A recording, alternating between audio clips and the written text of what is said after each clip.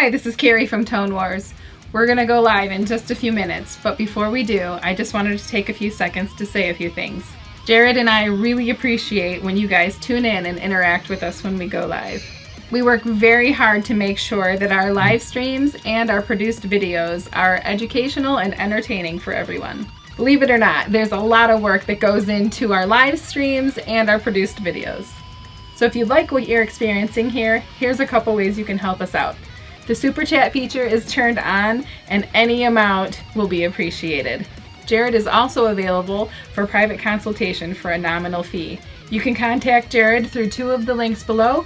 One is through our Tone Wars Facebook page and the other is through email. So thank you so much for your support. The live stream's about ready to start, so go pour yourself your favorite glass of whiskey or other libation and we'll be right with you. Cheers!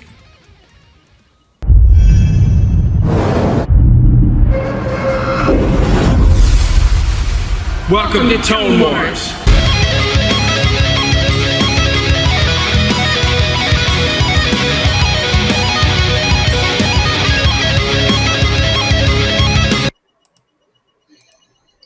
Hey, here we are. Oh man, sorry about the wait, everybody. We had I had to do the old reboot the router thing tonight again. And so that, cause it was, it was lagging. So I had to do all that. So I apologize for making you guys wait. Very sorry for that. It has been a fun day. Well, I'll just put it to you this way. This is the kind of day I've had. I just brought the bottle down. So, but it's been fun. So, we appreciate having you guys here. Hello, Carrie, from far away in Narnia. Hello, hi there. It's funny because I'm watching it in a delay. Oh. I hear you live in my ears, and so I was like staring off into space watching, and you start talking. Oh so man, funny. That's funny. Yeah. We'll get used to this. Well, hopefully only one more week. Yeah, well, we'll have it all perfected next week, and just in time to not do it anymore. Right. What was funny is we had it perfected this afternoon when we did our test. You could actually see me, and there was a lag, and we fixed that. It was like, it was about a half an hour test, and we got it all working. Yeah. And then we, did the whole half an hour before we go live, do this again, and then none of it worked. I'm like, really? How does it work once and then not work the second time? Anyways, it's always cheers. Something. Yeah. You're right. Cheers. So let me find do you have your drink? Yes, I do. I'll click the mic. All right, you ready? Boink. Why are you drinking wine tonight? Where's your whiskey at? Because I don't have any whiskey at home. Best go. I gotta get back to your house. It's essential, isn't it? Considered essential right now, getting whiskey, because I know the liquor stores are totally fine. Yeah, it's crazy. The liquor stores are open. Well, let's say hi to some people. Yeah, I was just going to ask you to. Thank you.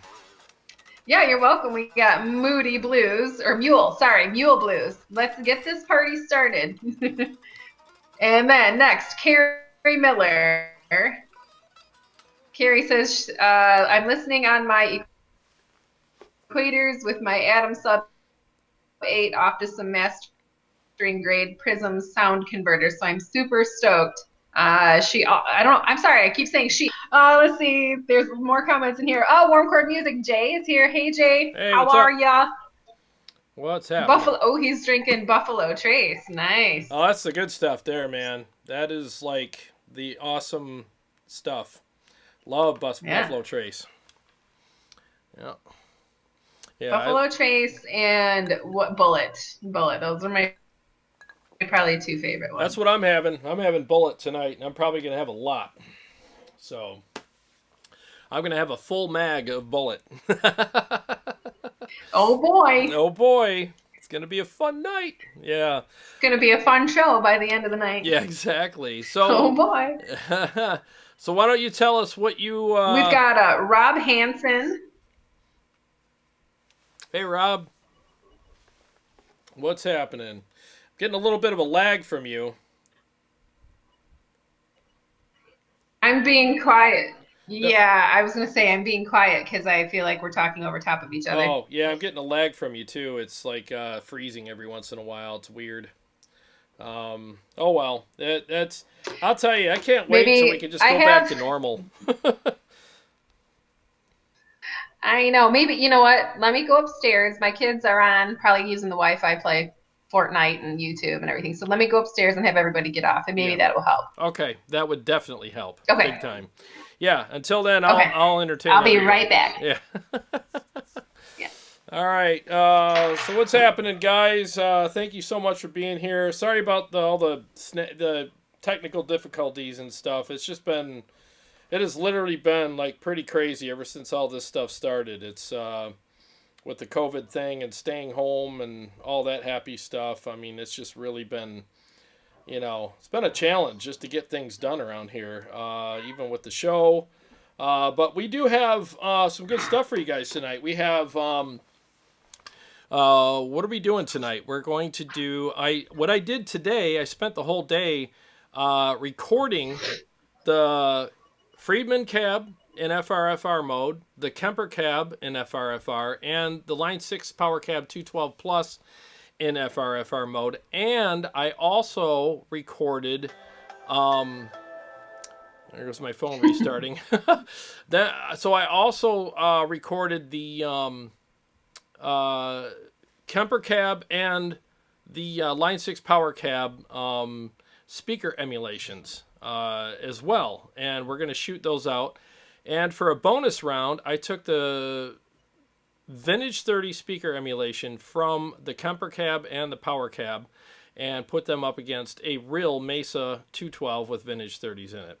And I mic'd it two different ways. I mic'd it with the same mic, which is this one.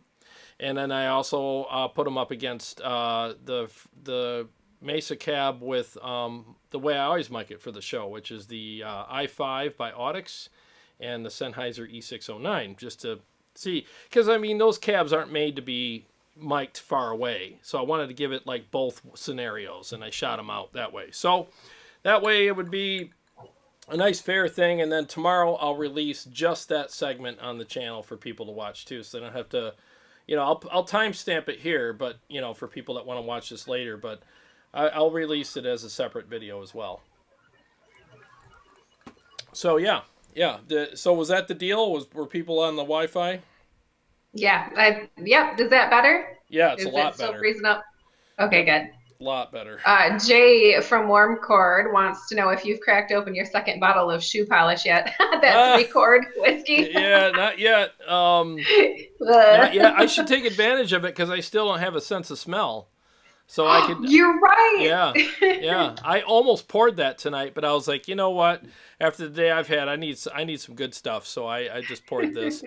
Yeah, I still can't smell anything. I scoop the cat litter every morning and I can't smell anything. None of it. Oh Isn't man. that weird? Well, that's kind of a blessing in disguise, I would think. Well, for that, but for the rest of the day, the thing I love is the whole morning coffee. You make morning coffee, you Yeah, go you upstairs, you smell grab it. something. Yeah, you come downstairs and the whole downstairs smells like coffee, and you're like, yeah, Right. I don't get that anymore. You open the windows and you don't smell the outdoors. Smell the outside. Yeah. It's like I'm even like I can't smell the whiskey. I literally like Really, still. yeah, I I wonder can't. how long it's going to be I before don't that know. comes back for you. I don't know, and even my taste, because they say that it affects your taste. So I wonder how But you I'm. can taste things, right? Yeah, but I'm probably Yeah. overdoing everything too. Like when I make chicken and I'm seasoning it, I'm probably laying it on pretty thick. And it's like, Yeah. yeah, you just wait, man, till you get your taste buds back too. You get all that back, and you're gonna freak Yeah, out. but you could totally start a new business now, cleaning out like rotten old refrigerators and litter boxes. Yeah, It doesn't mean anything to you. yeah, being a pooper scooper for dog poop. Yeah, yeah. Yeah, wouldn't that be I see nice? Ben Burnett is in the house, Hey and Ben, we've what's got happening? What's happening? Brent Nelson is here. What's happening? Aaron Short is here. Aaron, did you learn my song yet? We've been going back and forth. I've been tuning in and requesting Love Song by 311. He'll learn it. He's good at I'm not that. going to let it go. Not going to let it go. Speaking of Aaron Short, I am going to post a link to his channel in our community section tonight, because I'm actually going to be joining him tomorrow at 4 o'clock EDT, and we are going to have this really cool discussion that I think needs to be had, and we have these discussions all the time. We were talking the other day. He's like, why don't you come on my channel and let's talk about this instead of on the phone. Let's talk about it on my channel, so people can learn from this and we can learn some stuff too. So I said, absolutely. So we're doing a live stream between the two of us, which is how to choose the right gear for you. So we'll talk about all the different scenarios, all the different, and we're two totally different guys. Like he's more of a he does covers. Go ahead and say it. What? You say strummy chords? No. No, he does like originals and covers, but he plays at a lot of bars. He does weddings. He does all kinds of stuff, and so he's traveling a lot, and he lives in New York, so he needs to keep his rig small. Otherwise, like getting in an Uber or a cab with like a huge rig is hard. So he's got to have a different scenario, rig than I do, and I do obviously metal. So like it's cool to have two different kind of worlds come together and talk about what it's like on their world, and then all the worlds in between we'll talk about those too. Yeah. And when people chime in, they can say what their situation's like and what will we suggest for that and yada yada yada. So I think it's going to be a very fun discussion. Yes. Wow, thanks, for Ben. Sure. Thank you so much, dude. Really appreciate the super chat, man. And I'm sure he's like, Aaron's like, I'm right here, guys.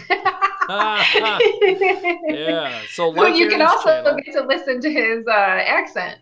Yes, because he's from England, so he has a really cool accent. So watch out, ladies. Aaron's got that swoony accent that y'all love. Not that nasally Midwestern accent that I have. So. Going on. They like talking like that.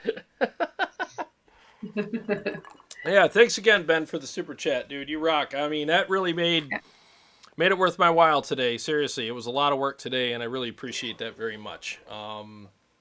We got 21 people. Did you already go over your future episode ideas? No. So why don't we do that real quick, and we got 21 people here. We'll let it build up a little because the announcement. See, let me just say this too. I think starting Wednesday, I'm gonna start I'm gonna make a thing like a trailer at the beginning of the show that plays all of our music. So when people tune in, they can at least listen to all our songs, and I'll cycle through them. So I'll put those in there as well as the that one that's already there, just for giggles. So that way you guys got some music to listen to. But I'm gonna go live earlier so that the algorithm, how it sends out all the messages to people. And then it takes 10 to 15 minutes for people to oh, that's right, bing, and they get on, and then they got to park their car, get home, or finish dinner, and then come on. So it's like it takes a while for it all to get all the notifications to get it sent out and noticed and then responded to. So I'm going to go live probably 15 minutes earlier from now on, And our songs are 10 minutes long, so that'll give you a chance to hear like 1.5 songs. So, funny. But at least you'll have something else to listen to other than dun dun dun dun dun dun dun. Right. And then it gives a chance. I feel like for the everything. Brady Bunch. I feel like because I'm looking at you when I'm looking down. Yeah. Like we're in the Brady Bunch commercial. Where's Alice in the middle? Let's look at each other. So look to your right. No, I'm looking at you. No, you gotta look to your right. Oh, to my right? Yeah. Now it's like Brady Bunch. Oh my God. Brent Nelson, thank you so much, dude, for the super chat. We really appreciate that very much. Um, so yeah, I wanted to say that. So when you guys get the notification from now on, just know that we're going to go live about 15 to 20 minutes early from now on to give everyone a chance to get here. So when we get in, we'll have like most of the people here and we can just get started. And so let's talk about the upcoming episodes. Let's do that. Yeah, so out of some of the suggestions that we got from you guys the last time that we went live, the ones that seemed to be really popular, we're going to do more, but this was one that we thought as soon as the stores open, we're getting right on this one. It was the budget rig. We were going to do $1,000 limit, and that includes amp and cab. So, what are you going to have to give? What are you going to have to go without? Are you going to have to go without? Maybe, maybe not. So that was going to be one of our future episodes as soon as the stores open back up and we can go shopping. Yeah, that's going to be a challenge because amp because cab, you. Yeah. Well, amp cab pedals. I mean, I'm trying to come out with something that would be workable. But the other thing too is like maybe I won't use an amp and a cab. Maybe I'll have to use like a Strymon Iridium. You know what I mean? And a cab. Or, I don't know. Like going direct amp cab. I mean, there's going to be a pretty good mixture of things where it's like, this week all I could find was a Strymon Iridium and like a couple of effects pedals, and you're going to have to go direct on this, Yeah. But if I can make it work, well, then who cares? Like if it sounds good, that's really all that matters, right? And so I could do that, and then maybe the next week I can do like, I could find a really good amplifier and then pair it with like, I mean, the cab that I would probably always pair it with is the Harley Benton because it's $200. I mean, how do you go wrong, But I sold it. Do you still have that? No, I sold it. Yeah, I sold it. Well, I got to figure that out because I sold it to Mike. And I can't keep going to his house. I mean, I'll probably have to use it once. But I might have to pick it up once from him to do the episode as far as amp and cab. But I'm not going to do a ton of episodes about it, but I'm going to do probably 3. And I got to really think outside of the box because I have expensive taste. Because budget is not in your vocabulary. Yeah, it's not. So I always look at stuff like that and go, I wouldn't do that, And I hate to sound snobby, but it's just I wouldn't do that. But then again, it's all right. You're nasally. You sound snobby anyway. You're lucky you're far away. So yeah, I mean, I'm gonna do that and see if I can make it work. So if you guys have any ideas as far as concepts regarding that, it's not gear but concepts like amp and cab, or if you want me to go direct or digital products or whatever, please post them in here and I'll adhere to that stuff. And I'm always up for a challenge. I think it would be kind of fun. And you never know, I might come down here with something that sounds amazing, or it'll be an absolute nightmare joke, and it'll just be like everybody gets to laugh at me because I sound like crap. I don't know. Well, we need to say a big thank you to Frank Rashad. He sent a super chat. Thank you very much, and welcome. Oh, wow. Thanks, Frank. We have some other comments in here, too. Buddy. Yeah. We have, let's see, Aaron Short says the Boss Katana is a great budget option. And then Carrie Miller, who he confirmed male. Oh, okay. Dude. Good. Right. He said it's hard to beat the Line 6 Stomp for less than $1,000. It is. It really is. I mean, that's a popular product. And on a second note, the Pod Go sounds just like the Helix and the Stomp. And that's coming out at like, I can't remember the exact price, but $460 for something.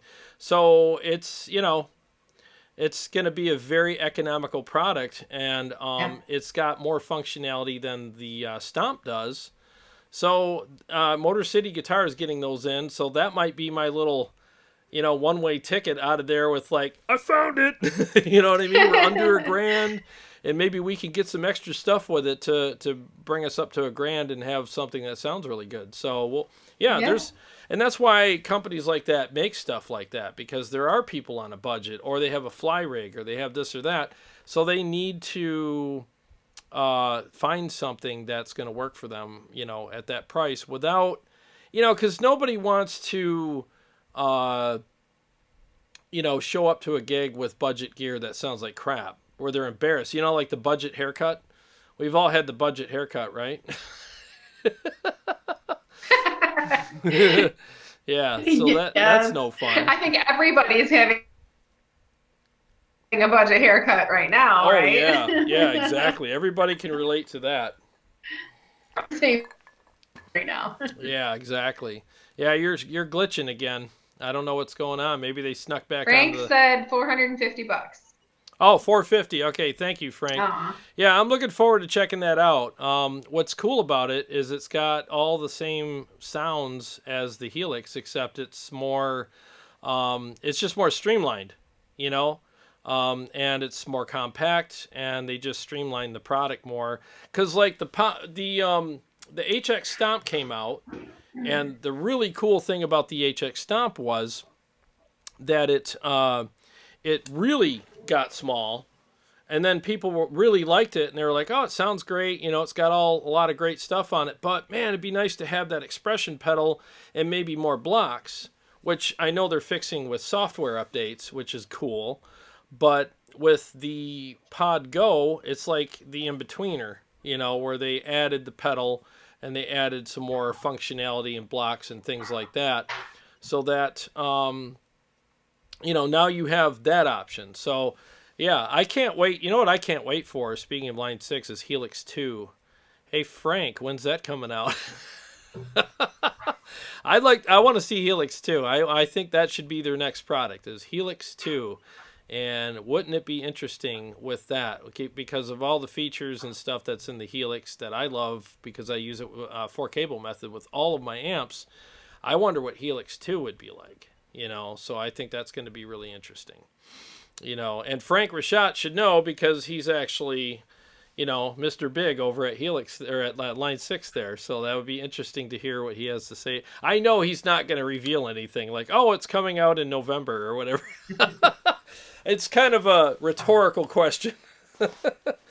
But if he wants to reveal something, we're definitely not going to be upset about that. Am I glitching anymore? Is it better again? So far, why did you catch somebody on the internet? I just went up and reminded them. All right. If it gets to be super annoying, just kick me out. It's no problem. No, it's fine. I ain't gonna kick you out. No, we're fine. So you're worth having around, even if it's a glitchy kind of thing. I miss the heck out of you. I miss having you here. So, and I'm sure everybody else does too. I miss being there. Yeah. I do. I miss being there. Yeah. So we got 29 people, guys. Thank you so much. You know, for being here. Homer Simpson, dope. Haven't seen you in a while, buddy. Yeah. Yeah. He just he says, I just wear my surgical cap or beanie to hide my overgrown hair. Yeah. I'll tell you, I got some wings going on here. I got some wings that need to get addressed. I mean, when I wear a hat now, I got those stupid little wingy things going out. I'm like, oh my God. Get a little ducktail. Yeah, I feel like, you know, goofball when I wear my hat now. It sucks. I can't wait. First thing I'm going to do is get a haircut. Yeah, it's the first thing I'm sure everybody's going to do. Yeah. You better have them on speed dial, because it's going to be like trying to get a hold of unemployment. Yeah. Making an appointment to get your haircut. It's going to be nuts, man. Yeah. So you had another episode you wanted to talk about, a future episode that might turn into something of a series, maybe. Yes. Solo writing concepts was something that you were kicking around.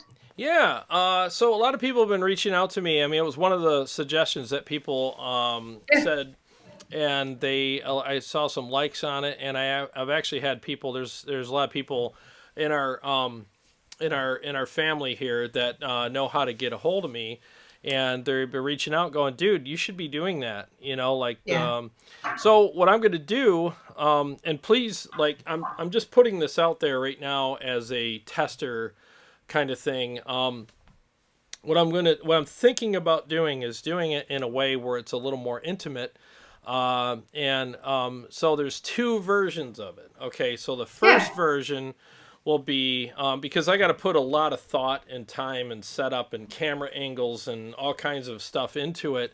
So I can't, just so you guys know, like, I can't just come down here and go, All right, I'll do this solo today, and I'll break it down. I have to literally think about what I'm going to say, how I'm going to say it, how I'm going to show it, have the camera angle at the proper spot as a secondary camera to show what I'm doing. I got to learn how to slow down and play it properly. I got to learn how to articulate things. I got to really think about all that stuff and make it more of a session where people can actually walk away from it and go, all right, I really got something out of that because it was articulated properly and everything. So what I'll do is I'll show like the full mix, like the studio mix of the solo in the song. And then I'll be all set up here to like break it down and piece by piece and play each part, but not only play it, but the thing is one of the things that I think that players need to be is intentional. Like they should be able to explain why they put that there, why they set it up that way, why they went from this to that, why they bridged those two parts together a certain way. If you can't explain that, then a lot of it's just a bunch of like, well, I just thought it was cool. And okay, there is room for that because sometimes it's like it was just a kick-ass riff, But then there's also times where it's like, well, explaining what you're doing also makes sure that you're intentional about it too, and it keeps you in check as a writer and a player. So I'll do all that and make it a very in-depth kind of session. So what I want to do is do it in a way where it's the first version of it. So in other words, there's to be two, where I'm going to go live, but release it privately, because you can go live on Facebook, on YouTube privately. So what that means is like it's called unlisted, and then I'll just take just a small payment of $10. Okay, so people can email me, just like my email will be out there for PayPal, and just send me $10 via PayPal, and then I send you the link. So you'll also know the day and the time, like it'll be on like a Thursday night at 8:00 or something like that. So Thursday night at 8:00, you click on that link and you're in the stream. You can see it because you have the link. So unlisted means only the people with the link can see it. And it only costs $10, to do it. And I'll probably just have maybe a handful of people in there. But the good thing is it's an intimate session where you'll definitely get your questions answered and they won't get lost in the scrolling text. And I'm not trying to be like this guy that's just trying to make money off of everybody. Please understand, that's not what it is. All it is for me is it just helps me kind of get something out of me putting all the time into it. Even though I love it, it's still time and thought and, all that stuff. And maybe a month or two later, I'll release the episode and make it like public, so that other people can see it, but you've already been there. So the benefits of being there first is, well, you get there first. Number one, you don't have to wait a month or two to see it. But number two, you're having an intimate one-on-one session with me, with just you and a handful of other guys, and I will read every question, and I will respond to everybody, and we can go over stuff together, and it's almost as if you're in the same room with me and we're trading licks. Now, here's the other thing. I want to learn from you too. So there's probably going to be many times, let me rephrase that. There's definitely going to be many times where people actually offer something to me too and say, hey, by the way, I kind of do things like this. And I'll be like, wow, never thought of that. I'm going to have to give that a try. You know what I mean? So we're all going to learn. So, so that's kind of one of the things that I want to do, and I'm going to try it out. I'm going to see how it works for a while. There's a lot of channels that do memberships and different things like that. And I just saw Fluff today talk about that, and it didn't work out for him because he just couldn't keep up with all the demands of the membership because he was on tour and doing stuff, and he just had to can it, So this way it gives me a chance to just do it once a month, and I could really put a lot of playing into it, maybe twice a month. It just depends on how much planning it takes. So I'll announce it in the community section, on my Facebook page, on my Instagram page, and on the Tone Wars Facebook page. So you'll have 4 ways of finding out when these are coming up. So that's very long-winded, but sorry, but that's one of the episodes. That's right, Frank. Cranker Shot says, throw these fine people a few bucks, especially now that this type of entertainment interactive is so huge. This stuff is gold. Thanks for the shout out Thanks, there. Frank. Thank you so much, Frank. I appreciate that very much, you know.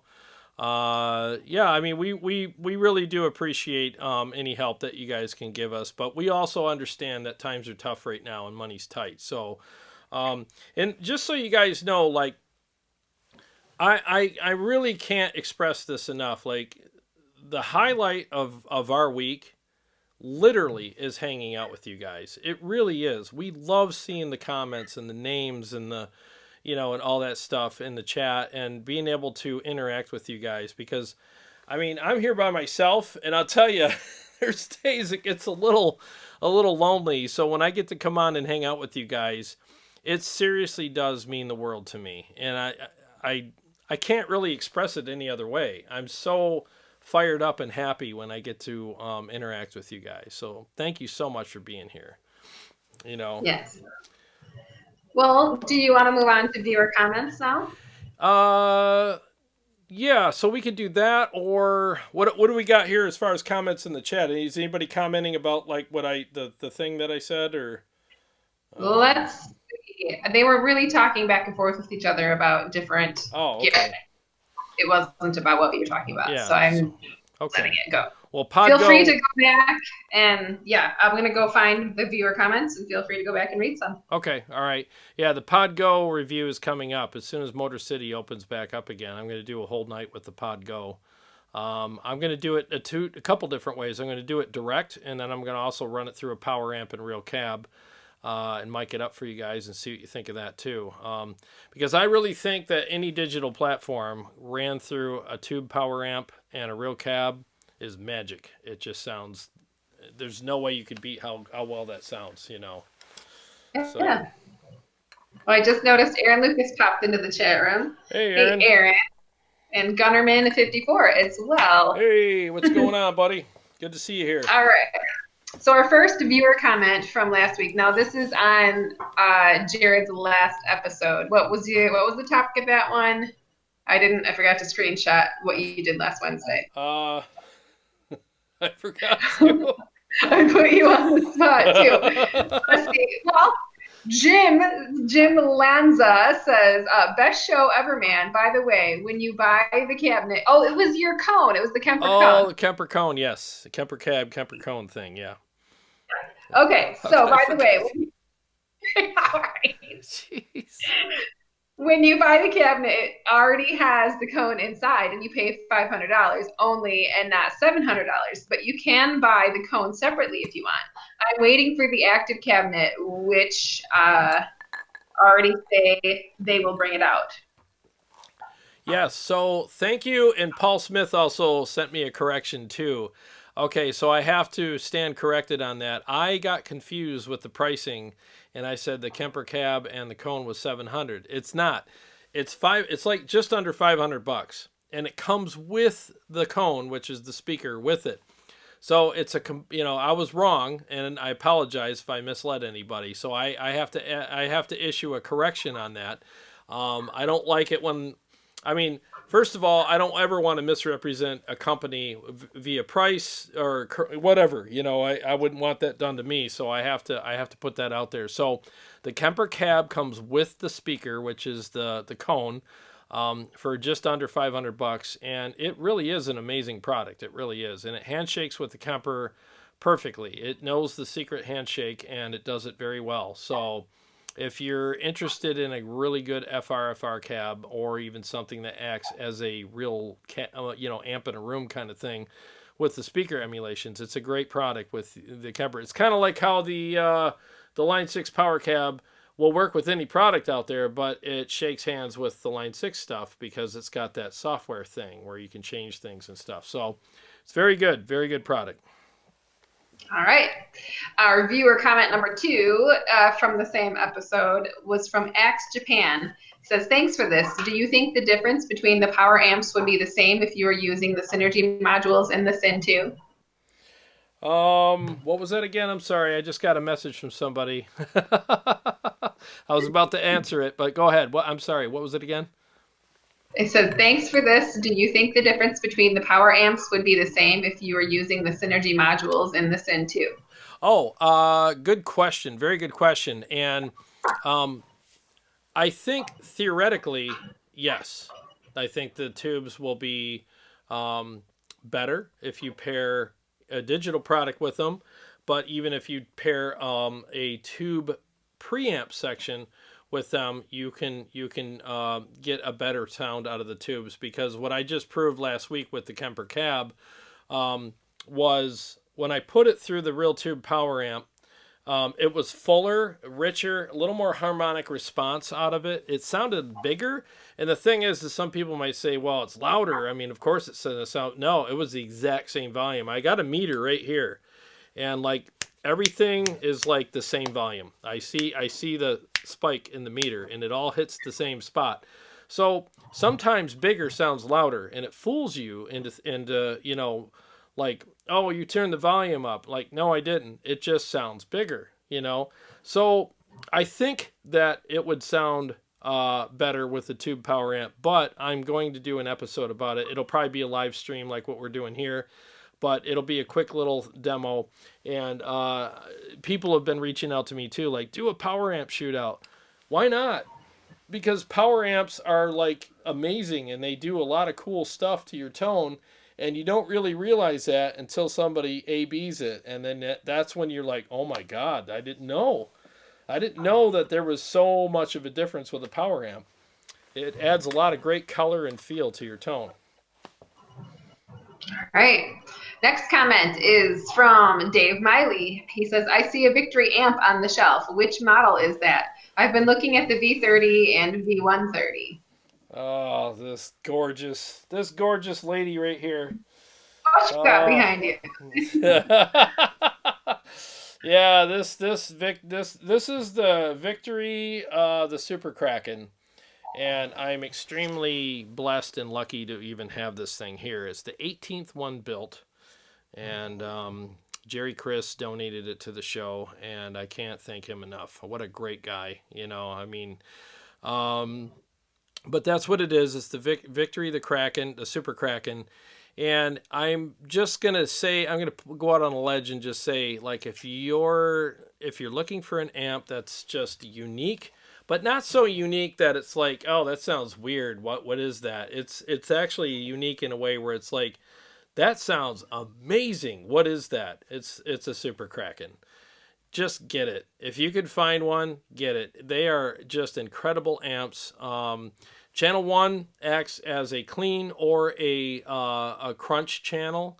Channel 2 is pretty much like Pandora's box. It's just you open it up and it's like crazy amounts of gain and awesome tone come out of it. It has a lot of different switches. It's got its own overdrive if you want to use it, which actually works really well. And it's MIDI controlled. I mean, there's nothing it can't do. It's beautiful enough to be a piece of furniture, but it's usable and amazing enough to take on tour with you at the same time. So it's the best of anything you could ever ask for in an amplifier. I wanted to say thank you to Aaron Short. He did a super chat a few minutes ago, but you were in the middle of you were on a tear. I was on a tear. Thanks, Aaron. I get on a lot of tears, don't I? Thank you, Aaron. And again, but that's why this works. And again, tune in to Aaron's. I will post it tonight. I know Aaron will remind me. I'll post it tonight in the community section. His link to his channel, 4 o'clock. Aaron and I are good friends. He's a great guy. He knows a lot of stuff about gear, and he's a very good musician and singer. He's very experienced, and we're gonna have this really good talk about like how to choose the right gear for you. Tune into that, because we're just going to literally just let it fly, and then we want to answer your questions. Like anybody from any walk of the musical life can come in there and say, this is my scenario, what would you suggest? Because both of us go through a ton of gear, like tons. I'm tripping over gear in my house right now. And we've tried so many different things, and we'll give you honest answers. And I'm not sponsored by anybody, so I don't have like, affiliations with companies that I have to tell you that their stuff's really good, and neither does Aaron. So we're just going to tell you honest truths about what we would suggest for you. So no one's lining our pockets for anything. So anyways, let me answer. Let's see. I really do have to answer this right now. I can't see what's going on. So. Oh yeah, I'm just messaging. Well, Frank Rashad is sending me a message right now, and I'm going to. There we go. Okay, so I'll send him the details later. But looks like we're gonna get a pod go to demo on the channel. Thank you very much. Awesome. Yeah. So it's gonna be interesting. It's gonna be really interesting. I saw breaking news right here on Tone Wars. Yeah. Yeah, isn't that cool? Like live, we're getting stuff going here, so we really appreciate that. Thank you. Everybody knows I love my Helix. I love it for 4-cable method the best. I think that's, in my opinion, that's the best way to use it because I love my amps. I love my amps so much. Like this Kraken is just, I'm not kidding you guys. Like when I plug into this thing, and I just love it. It's like getting into a hot tub. It's just, you sink into there and you're just like, oh my God, I never want to leave, and the tone and the feel and just the nastiness of it. It's just so good, and I just love the amp, and it's so inspiring to play through. My hands have never been happier when I play through really good amps. I mean, they're so happy, but I pair it with my Helix and it gets great effects.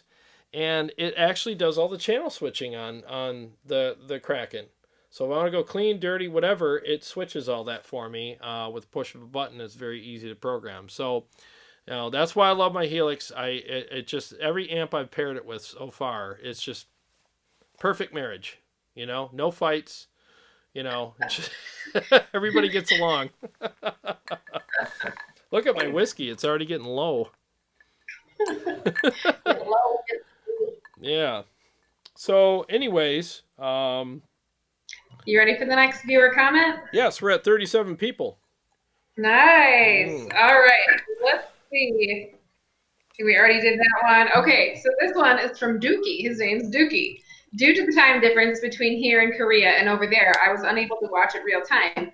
In short, are there any remarkable sonic differences between Kemper Cone and Friedman ASC 10 that you feel? As always, awesome and excellent video among those on YouTube. Thank you again. Thank you so much, Dookie. Really appreciate that. So what I would say is, like a lot of people know, like I've always loved my Friedman cabs. I still have 3 of them. I got 2 ASC 12s and I got an ASC 10. And they're great. They're really, really good cabs. The main difference that I noticed between them was with the Kemper Cone, you're going to get the software that what's nice about it's in the Kemper, and it literally will give you the speaker emulations. All right, so you can have like a vintage 30. You can have a creamback, a greenback. You can have like, I don't remember them all, but there's a ton of really like popular speakers in there that you can use. And when you switch to that emulation mode, what you're getting is, it's not the mic'd speaker that you're listening to. It's the speaker that you're listening to. So it emulates the speaker.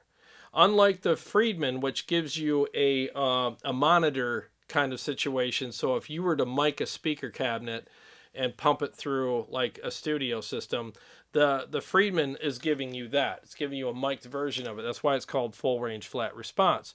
But the Kemper Kab gives you both. You get full range flat response and you get the speaker emulation, which I very much preferred, because now you get the amp in the room feel, because now you're playing through an actual emulation of a speaker instead of a mic'd version of a speaker. So between the two, I would definitely say go with the Kemper Kab. It just sounds better. Up till then, the Friedman was one of my favorites, and it still is. It was, but that's the thing. When you have to choose, you have to pick something that works better for you. So that would be the Kemper Kab. All right, and our last comment. So this is the last comment from last week's or Wednesday's episode. And then we do the shootout. And then you do the shootout, right. This is from Rob Hansen. I've got a Laney LFR1 by 12 and ran through the imprints through the main out, and I found it to be pretty well done. Now, obviously, a lot of the juice is the software and the cone married together. However, I'm sure the majority of the back end of the software is doing a lot of the lifting. Then the cone is pretty flat to accept what's getting sent its way. Definitely sounded cool. Wasn't like a double emulated speaker or a DI into an FR. Yes. The thing about the Kemper cone is it's a whizzer cone, which I don't know what that means. I really don't. But it's not a coaxial. It's different. And it just makes sound differently than other speakers do.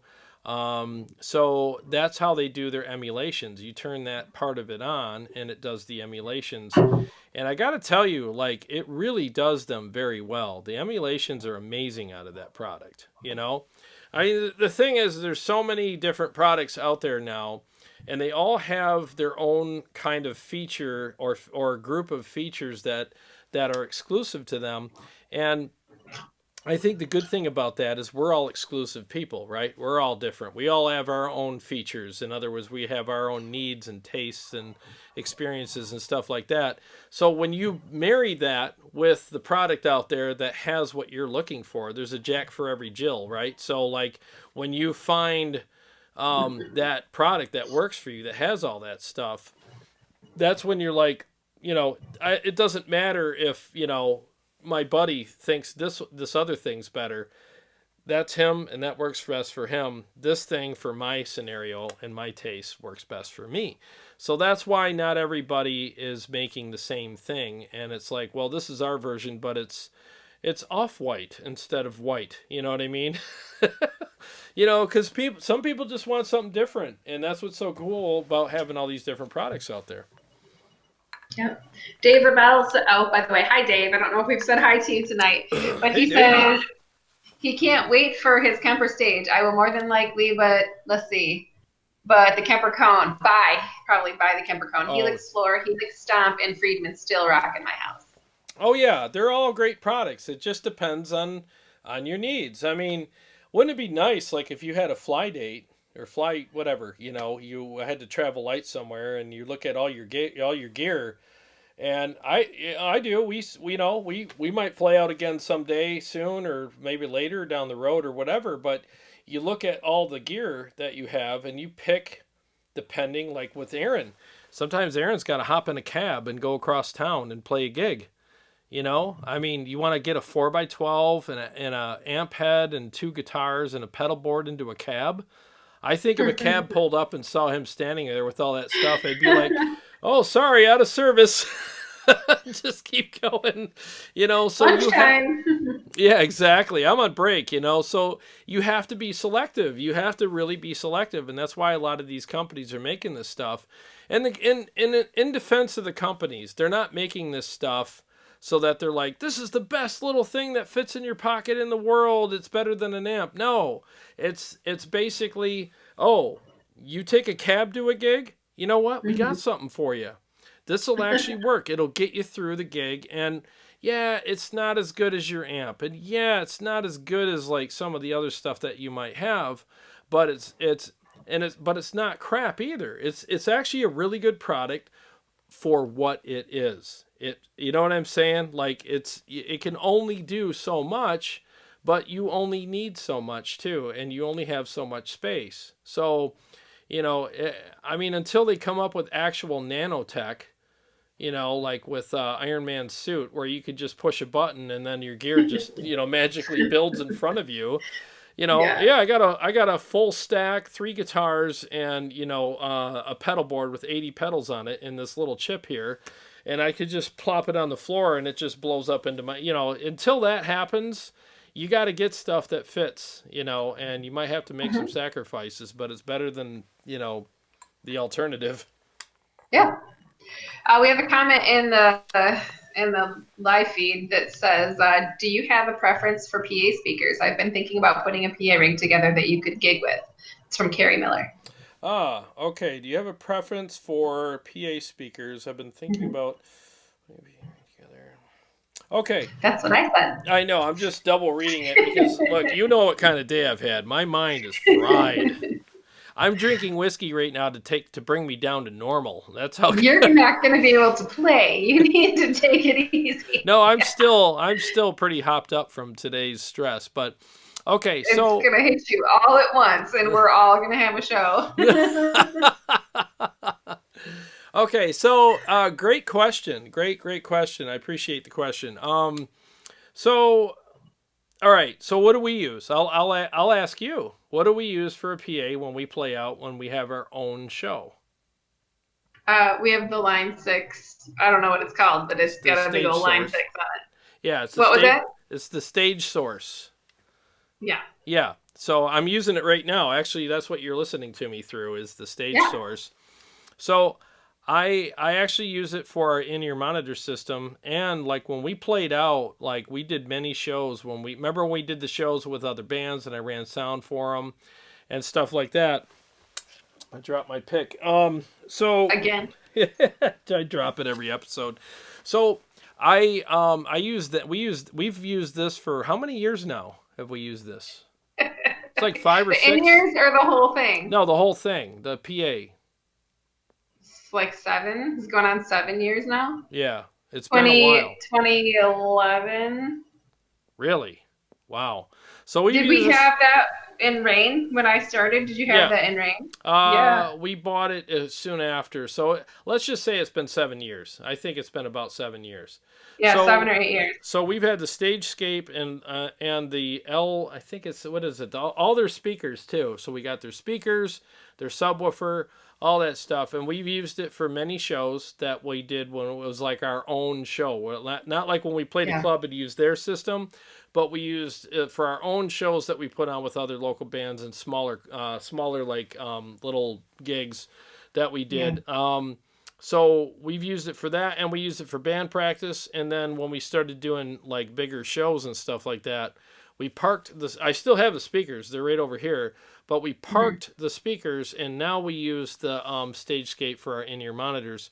So now I know that's kind of a long answer, but the thing is, reason why I'm saying this to you is when we did the shows with the full-blown PA, we got nothing but good compliments. Remember, people would come up, and it was funny, like, you know, we'd be up there sweating our butts off playing this crazy music that we play, and the biggest compliments that we got were, wow, that sounded like a CD. It's like, I mean, I'm glad that they loved how it sounded, but most people came up to us afterwards and complimented us on how good the sound was, just the sonic experience they had. They were like, this sounds amazing. So, if you're looking for something that is going to give you like really good like PA type stuff, that's a great option. I've heard good things about the QSC, stuff. And I know Aaron uses one. Their board, from what I hear, is also really easy to use and amazing and stuff like that. And their speakers are really good for PA. So I would use it for that. If you're looking for something to dial in your guitar tone on, well, that, we could talk about that too. But I mean, for a full-blown PA, the one that we've only played through for the most part, as far as our own shows, is the Line 6 full. All of it, the speakers, the board, everything, and we've had great luck with it. I'm operating it right now with my iPad. What? It just keeps going. This is going on There's and on no here. Break. Well, I'm showing the iPad, like this is, it's just super easy to set up. It's great. So, yeah, I mean, it's a good option for you. Carrie says, oh, wow, so all Line 6. That sounds pretty great. I'm using a $4,500 Prism sound converter, and your audio always sounds better than major TV stations from your live studio. Well, thank you. Wow, thank you. I guess that's a good testament to it. I mean, and I don't need to sound like a Line 6 commercial here, because I have a Kemper right here, so it's not, I'm not a shill, so, but I'm just being honest, like right over there is the Line 6 PA, and it's definitely one of the best investments I've ever made. That thing is super easy to operate.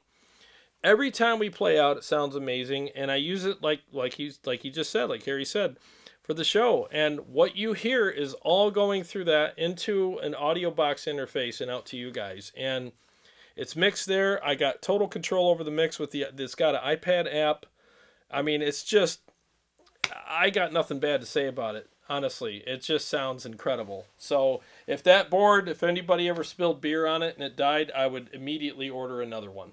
That's how good that board is and how much I love it. And Frank, if you're still here from line 6, you guys should really be pushing this more. This is like one of your best products. It's probably my favorite product by them. Honestly, is that board. It really is. It's been very trusty for sure. Yeah, we haven't had any issues with it, have we? We turned it on and it works. Yeah, I think we had one, like we did an update. Once we did an update and it like deleted all of our settings or something, but other than that was what was that? That was the first one. We did get the first one we got. This is the second one. The first one we got, and okay, I'll put this out there. Everybody has a product that every once in a while has a quirk in it, and you got to exchange it for a new one. So that happened on the first one.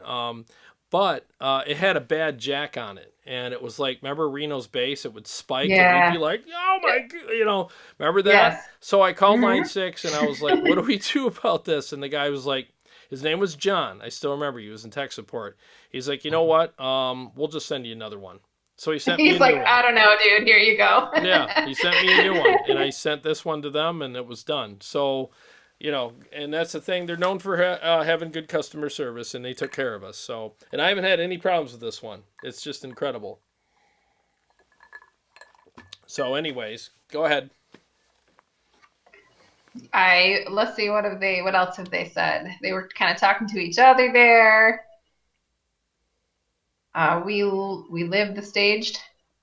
Frank said we live the staged, but I feel like it's probably love. We love the staged. Oh yeah. And Aaron says would love to see line 6 release more PA gear. Yeah. Yeah, it really is good. If I had to pick a favorite product from them, it would be that. Honestly, I mean, we've recommended this to so many people.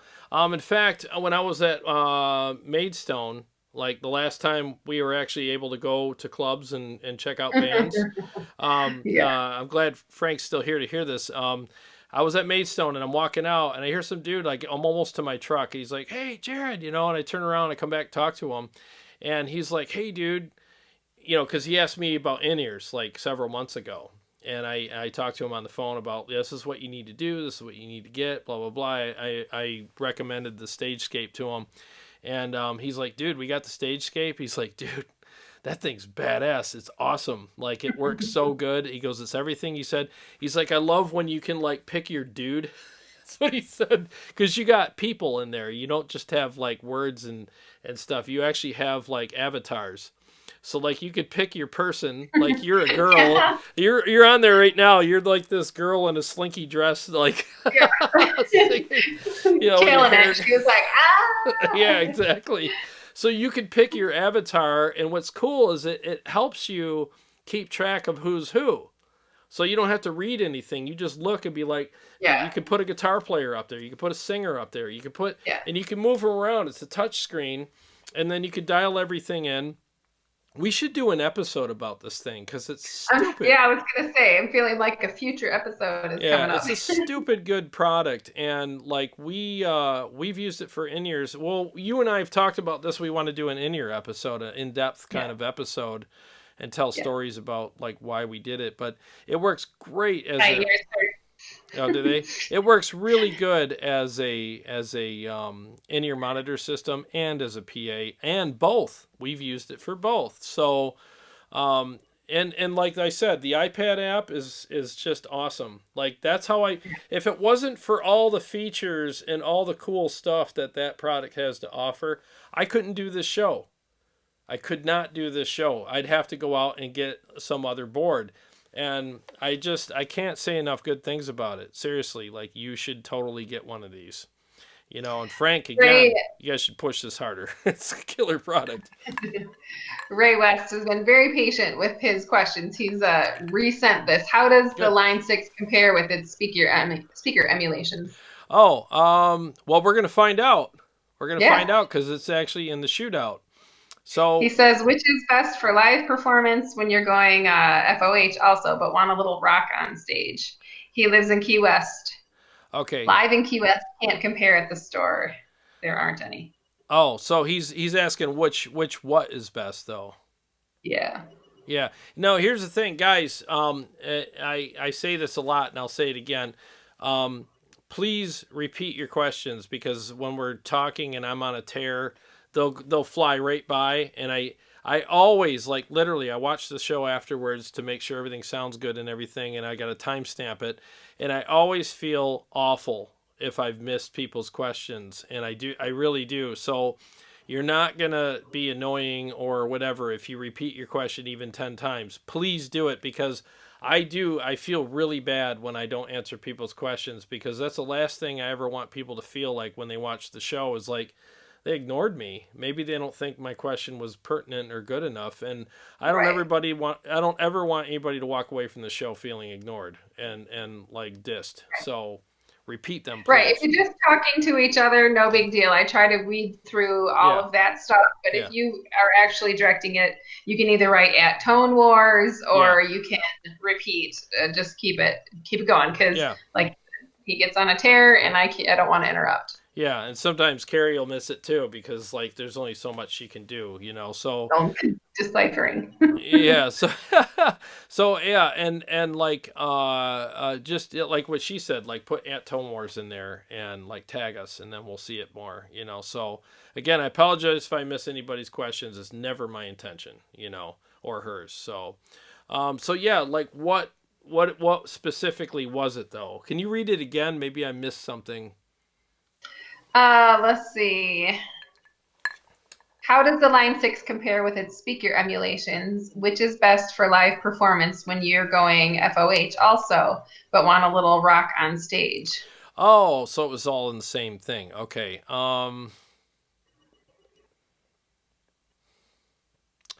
Which is best for so if you're on stage FOH. So if you're going FOH, really, I mean you're not going to mic either one of these cabs. You're going to go direct. So that's the FOH part is really up to whatever digital platform that you're playing through. So if you're playing Helix, Axe Effects, Headrush, or Kemper, you're going to go with whatever sounds great direct for front of house. As far as what He's works, saying which FRFR cab? Which which FRFR cab? will work best for front of house. You're going to go direct to front of house. So that the FRFR is basically for you, you know. So that's like your own personal monitor. So that So just which one do you like then? which one do I like? What is it between the Powercab and the Kemper cab for emulations? If you have a Kemper, I would suggest the Kemper Cab because it has the emulations that work with only the Kemper. So the software is in the Kemper and the cab because it has that special cone. That's the Kemper cone, which has that whizzer thing in it. Whatever. I don't know all the specific, space shuttle-y terminology for it all, but it works. It's a symbiotic thing that handshakes with the Kemper. So you can't use the emulations on the Kemper with anything else but a Kemper. Like you can't use, let me rephrase that. You can't use the emulations in the Kemper cab with anything else but a Kemper because the software is in the Kemper. Where the Line 6 Powercab, the software is in the Powercab. So you can use the emulations in the Powercab with any digital product out there because the software is in the Powercab instead of in the digital product, if that makes sense. So if that helps you, but again, you can't really, they're not really meant to be mic'd so that you can mic it to go on stage.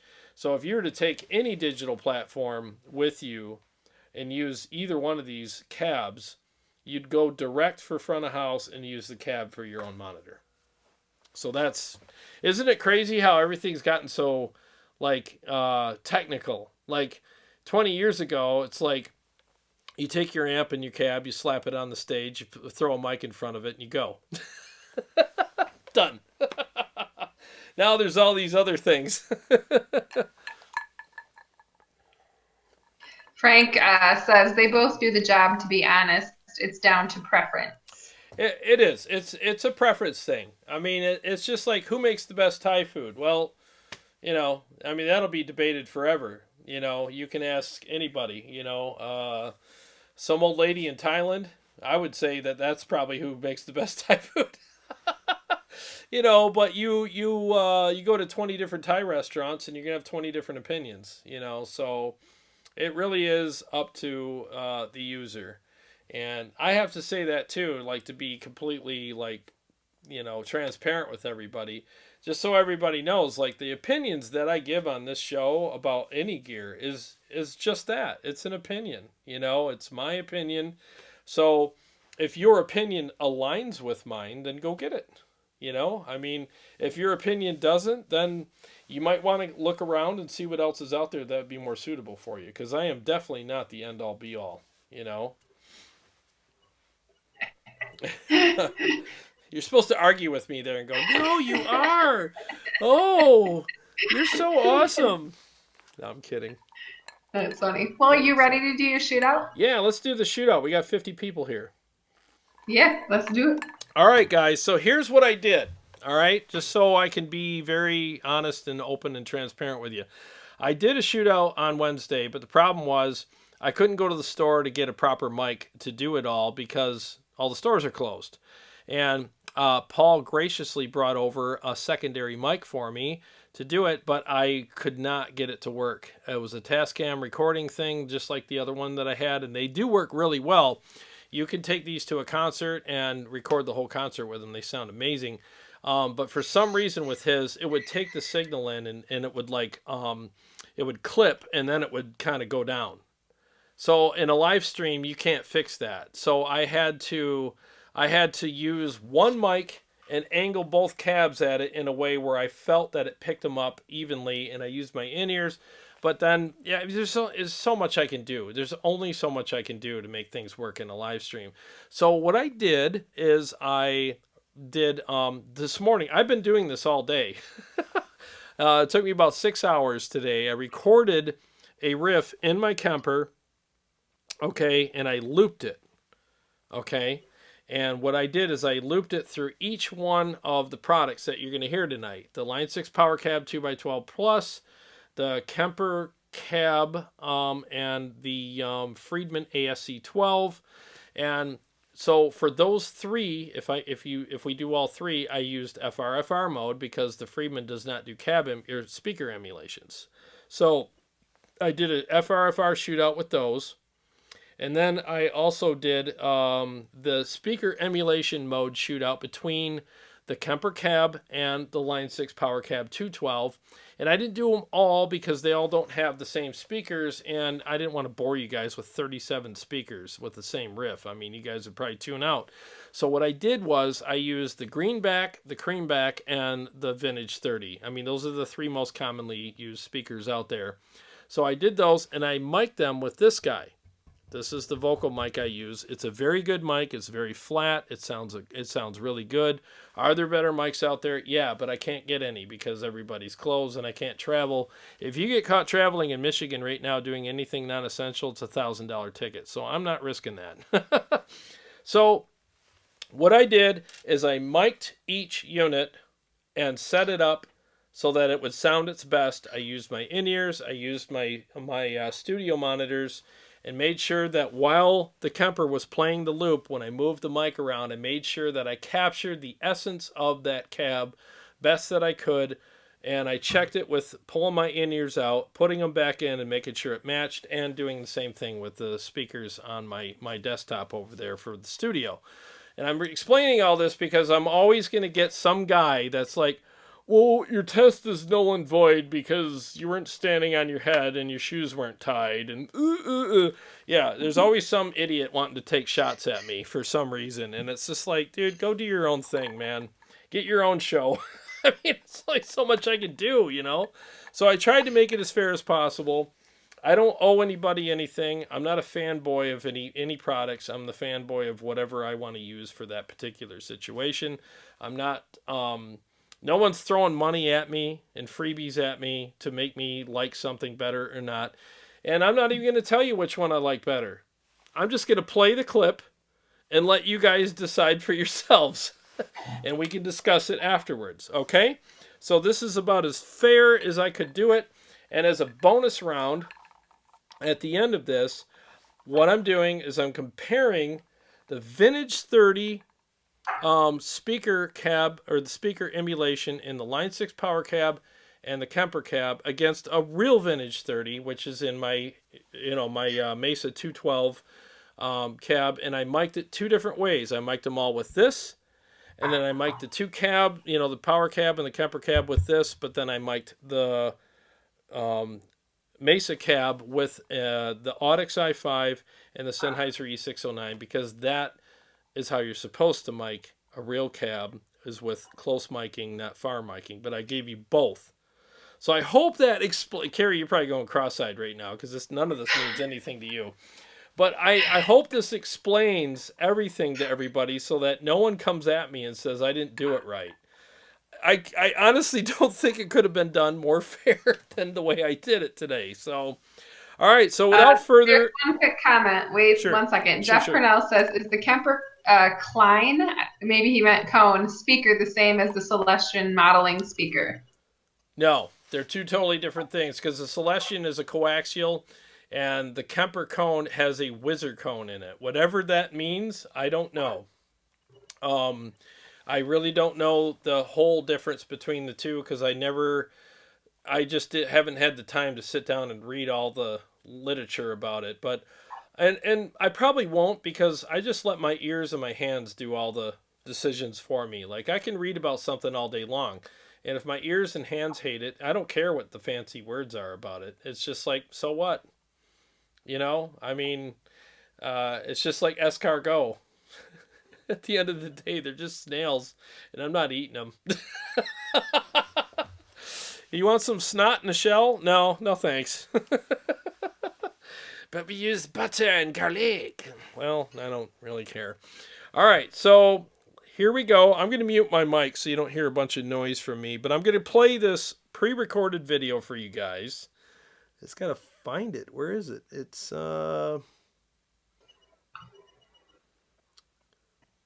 it's at the top here. There it is. Thank God. Oh my God, I thought I didn't have it. Okay, so here it is. It's about 3 minutes long.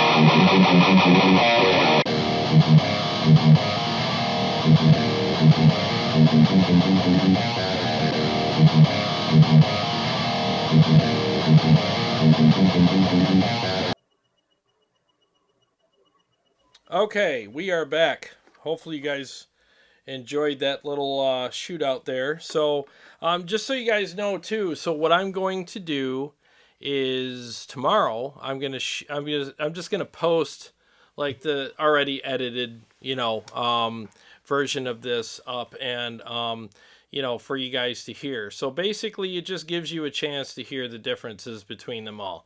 Okay, so let me put in a couple of caveats here. So a couple of caveats. Number one is so when I took the cab sat right here, the mic was about 2 feet away, and I tried to find the best capture of each cab, how it really sounded in the room, by removing one of my in-ears or both of them, checking it out on the monitors, and just trying to make sure that I captured the essence of the cab. So there is maneuvering of the microphones to capture that. So some people might say, well, unless it's in the same spot, you're going to capture the different, it's like, look, I'm just trying to capture how it really sounds in the room, so you can't set the mic in the same spot, especially when you have one cab that is mono, which is the Kemper Kab, and then the Line 6 cab, which is stereo. How do you know what I mean? Because now you got two speakers shooting out at you, and you're trying to capture the essence of that cab. And then the Friedman is obviously a mono cab as well. So, and it has a horn on one side and a speaker on the other, so you got to find the sweet spot between them. It's just, there's a lot of stuff that you have to do. That's why it took me 6 hours to do this, to make sure that it was done properly. So, and honestly, kind of the same goes for the speaker emulations. You have to find the sweet spot of the cabs to pick those up properly. I found it very interesting when I did it. I'll just say this. I found it really interesting how even on the FRFR modes, how you have full range flat response speakers, but you have 3 different sounds coming out of them, which was really interesting, because if it's full range flat response, why is it 3 different sounds, So, but everybody's got their version of what they think is the best full range flat response kind of thing in a speaker cabinet. So, it's just really interesting. It's like, you go to an ice cream store, and or even Kroger, and you pick up 3 different types of strawberry ice cream. Why don't they all taste the same? Well, it's because they have their own kind of this is what we think sounds the best, or this is what we think tastes the best. This is what we think strawberry ice cream should taste like. And everybody's got their own way of doing it. So it's very interesting on how that works. It really is. So that's basically how it works with all that. So I'm going to leave it up to you guys which one do you like best, because it's kind of like one of those things when you go to a store and you buy your thing, and it's kind of like what we said earlier. You got to buy what works best for you, And one of the reasons why I'm doing that is that. The other one is because, they're mic'd. I mic'd them with this. It's a good mic. I use it all the time for the live streams, and it's worked very well for us, but nothing can replace being in a room and being in front of real gear and just standing there and listening to it for yourself, hearing it, feeling it, and experiencing it in the room with your own ears. You know, that's really the best way to pick them out. But everybody's always asking me, like when I have something on the show, well, how does that compare to this? Or how does it compare to that? Well, there you go. That's the best kind of comparison I can give you guys under the circumstances right now. So, are we getting a bunch of people seeing which one is their favorite, or? Yeah. Do you want me to read the comments or Sure. no? Yeah, absolutely. We're starting back right after you started it. Frank Brioche said, or Rashad, sorry, it's Brioche. He says, don't care about the results, but love the tone, man. Rock. And then Jay from Warm Chord Music, oh my God, the line 6 is brutal. Daryl McMillan, Kemper sounds dark. Line 6 sounds great, but could use a bit of high cut. The Chicago Todd, I'm not sure what that word is. Ewan, the line 6 FRFR. Ewan, I don't know. What's up, Todd? Brett Murphy, it sounds like the Kemper is muffled in the emulation mode, and then it's the reverse for FRFR. Okay. The Chicago Todd, I suppose it makes complete sense that the Kemper product works very well with, wait for it, the Kemper. Yeah, yep. War Nerve, the Kemper definitely seems to have a fuller bodied sound. And then Jay back from Warm Chord Music, he says, I like the creamback more than I expected. Which version of the creamback is it? Oh, I'd have to find out for you. Yeah, I can find out for you. Go ahead. Yeah. Wayne Y says the line 6 is the brightest. Some were louder than others. And then Jay wants to know if the creamback is based on the 65 or 75 watt. You could probably, when you go back and look, figure that out. I'll have to figure Y'all can talk about that on your evening phone calls. Well, the thing is that's why I'm staying out of it, is because it doesn't matter what I think, to be honest with you. It really doesn't, because if if they're handing out spoonfuls of ice cream to taste them, you can't just decide for everybody with like your experience with that. Like, oh, I think everybody here should get Rocky Road, so let's just go ahead and just call that. You can't do that. You literally have to go, well, I'll take the Rocky Road, but I'm sure, like you guys should make your own mind up. And the comments are proof. The comments are proof of that. They are, right? It's like, everybody's got their own thing, because like there are people who like brighter sounds, there are people who like darker sounds. I'm a dark guy. I like darker sounds. I don't like stuff that's brighter because of the type of music that I play. Metal is a lot of aggression and a lot of gain and stuff like that, and if you have it too bright, that's when you get really harsh.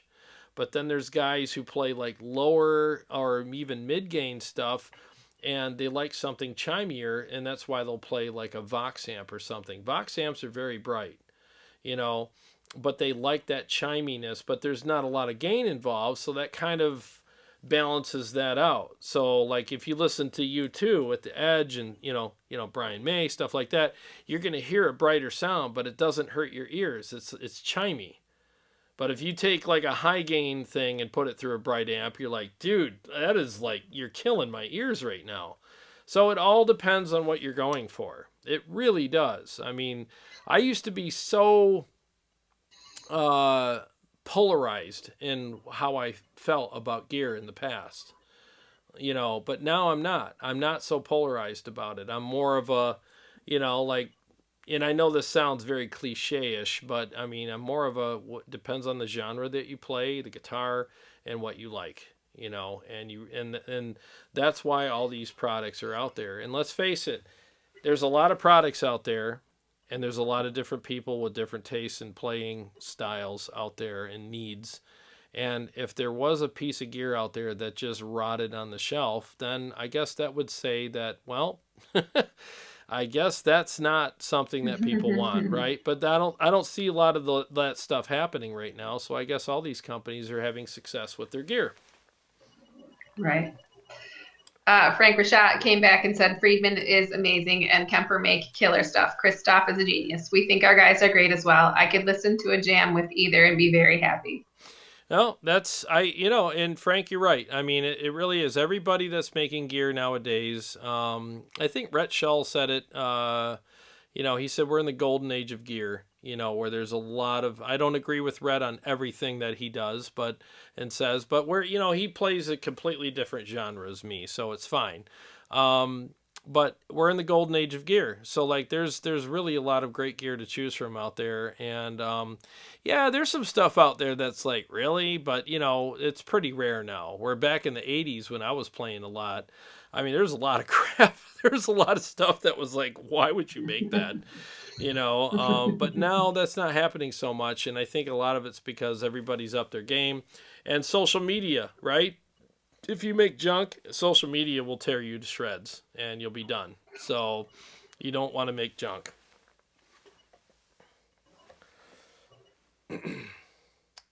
Let's see here. Yeah. I'm just reading Carrie Miller. In order to get that captured on my, I'm going to let you read comments because I can't see anything. I don't have my glasses. Sure. Yeah, Brett Murphy said he likes the chime. Aaron Short, let me scroll back up really quick because Sure. he had something up top. Aaron Short says he thought he'd like the real cab more than he did. Was it quieter? He liked the what more? The real cab is what he said. I thought I'd like the real cab more than I did. Was it quieter? Oh, I had issues with that. I had issues with capturing the real cab with this mic, this one right here that I'm talking into, because it's not, those cabs aren't really made to be mic'd like that. They're made to be close mic'd, So I tried to capture it best I could, and then it was kind of a game time decision when I decided to go, well, I'm going to use the same mics that I use in my live streams to mic it and compare that to the other things too, only because that's the proper way to mic the cab. And I knew that there would always be a person that would like, oh, I wonder how it would sound close mic'd. And it's like, well, I'll just do it. And it was one of those things that was a last minute decision. And just so you guys know, like I literally got this all edited and put together at the last minute today. So right before I had to get ready for the show. So it was a lot of work putting this together. So and I tried to throw in as many scenarios that I could for you guys. And now just to be also transparent, I did not rush the miking process. That's why it took so long, because I went back and forth many times to make sure it was accurate. All right. Mule Blues says, have you tilted the Powercab yet? I did. It was harsh. I have the Friedman monitor and it's not harsh at all. Yeah, I mean, I'm trying to think of when I've played the Powercab, if I've tilted it or not. I don't know if I've tilted it, to be honest with you. Some of these products will give you, okay, let me back up. Okay, the thing that I will say is that FRFR in general, no matter what brand it is or how much you spend on it, is going to have a little bit more of fizzy, a little bit more of a harshness when compared to a real cab. I don't know what the science is behind that, but all I know is there's definitely a difference with that. Is because as soon as even with the Kemper Kab, as soon as I went from FRFR mode to speaker emulation mode, I instantly liked it better. It just sounded better. So I guess I don't know if it's just the way that the cab is tuned when it's in that mode or what, but it just seems like there's a harshness there, especially when compared to emulation mode. So I guess that's the best I can say with that. All right. Gravel Rocks asks, on a side note question, what are you using to have the split view YouTube live? Oh, what are we using to have the split view? I use OBS software for now. I might be upgrading soon because the OBS has been great, but it definitely has its glitches. And we're dealing with one of them right now because Carrie can't see me, but I can see her and hear her. It's really kind of a pain. But it worked earlier. So it was like, why did it work earlier but not now? So yeah, that's pretty much what I'm using right now. I just have a whole new scene set up for this type of show. All right. And then what gear do you like from the 80s? Solar Guitar Studio asked. What did you like back in the 80s? Good question. All right. Trying to remember now. It's been a while. I used, I can't remember it, and if I ever come across this amp again, I'm going to buy it just for the nostalgic reasons behind it. But PV made an amp that, it was like one of their valve amps that was, I can't remember the name of this amplifier, and I've searched high and low for it.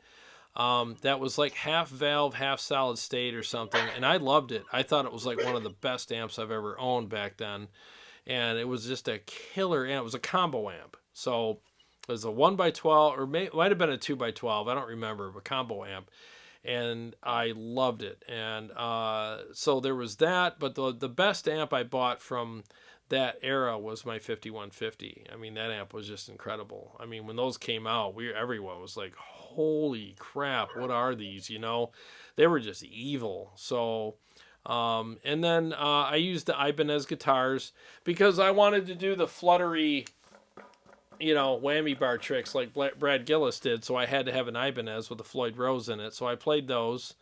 And I'm trying to remember the pedals I used to play. The digital delay pedal from, it's white with the blue letters on it. It was Boss made that. But off the top of my head, that's all I can remember. It's really all I can remember that I played back then. It's been a long time.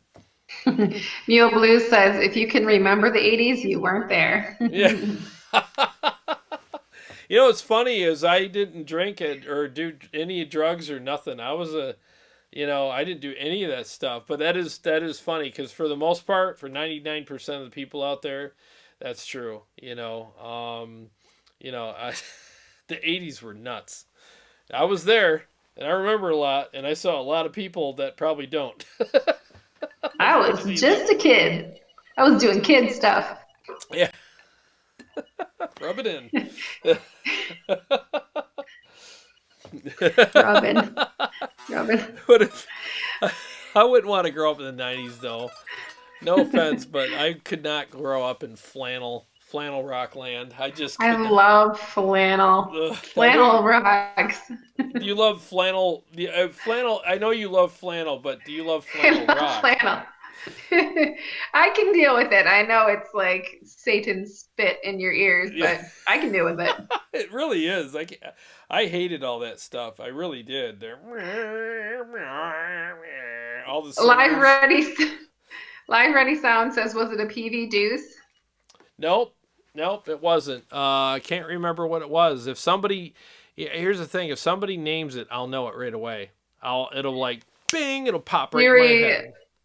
Do you remember the PV VTM head from Brent Nelson? Oh yeah, I remember those. Yep, those were great. Those were really good. And this amp came out at the same time, pretty much, but it was a combo amp. So it was like one of their little experiments, and I don't know why it didn't take off. Or maybe it did for a while. I don't remember because it was soon after that I just quit music altogether for 20 years, But that amp was like, I wish I would have never sold it. It was just one of those amps.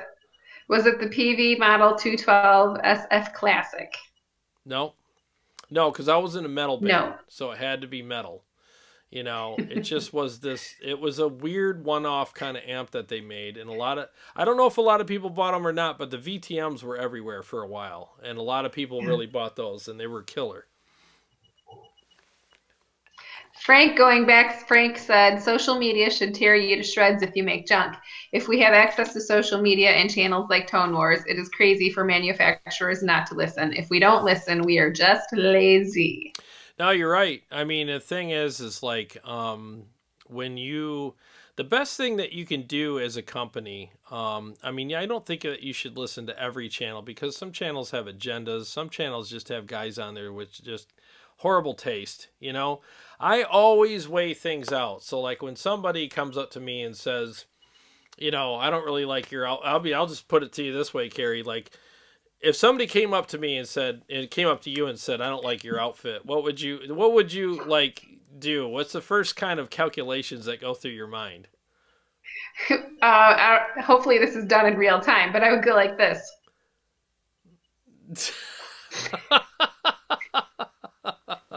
I mean, I would look them up and down first. yeah, and go like, well, what's your outfit all about, right? Like, like what clothes are you wearing or whatever. So it's like you got a homeless guy wearing dumpster clothes, you know, coming up to you going, yeah, I don't really like what you're wearing. It's like, bro, I could smell you 5 miles away. So I always, and I don't do it in a judgmental way, but my first thing is like, okay, I'll give you an example. I used to have a 69 Camaro, and I had it. That thing was just beautiful, but it was 50. It was, well, now it's 50 years old, but at the time it was like 40 something years old. And I would take it to car shows, and I remember this one guy came up to me, and he was like, yeah, you should probably fix that, and you should probably have that done, and you should change that, and this and that. And I'm standing here listening to this guy, and after a couple of minutes, I was starting to get kind of pissed off, because I'm like, well, I finally just said, well, your car must be a showroom. Did you trailer yours in, or where's yours? Let's see yours. He's like, oh, I don't really have one, but, you know. And it's like, well, why don't you go away then? Like, dude, you don't even have one. And then he's like, well, I had a truck once, and I did some work on it, you know, and here and there. And it's just like, dude, you know, in some of these channels, like, I always look at it this way. Like, don't rag on, like, gear that's been made unless you're surrounded by gear that really is good. I mean, and I'm not trying to toot my own horn, but I've had a lot of great gear on the show. I have a Kraken here. I got the Kemper. I have the whole Synergy rig upstairs. And the reason why I'm mentioning a lot of tube amps is because of this. All of the digital stuff that's out there, including the Kemper, the Helix, the Headrush, that new Neural DSP that's coming out, the Axe Effects, all that stuff. What are they emulating? They're emulating tube amps.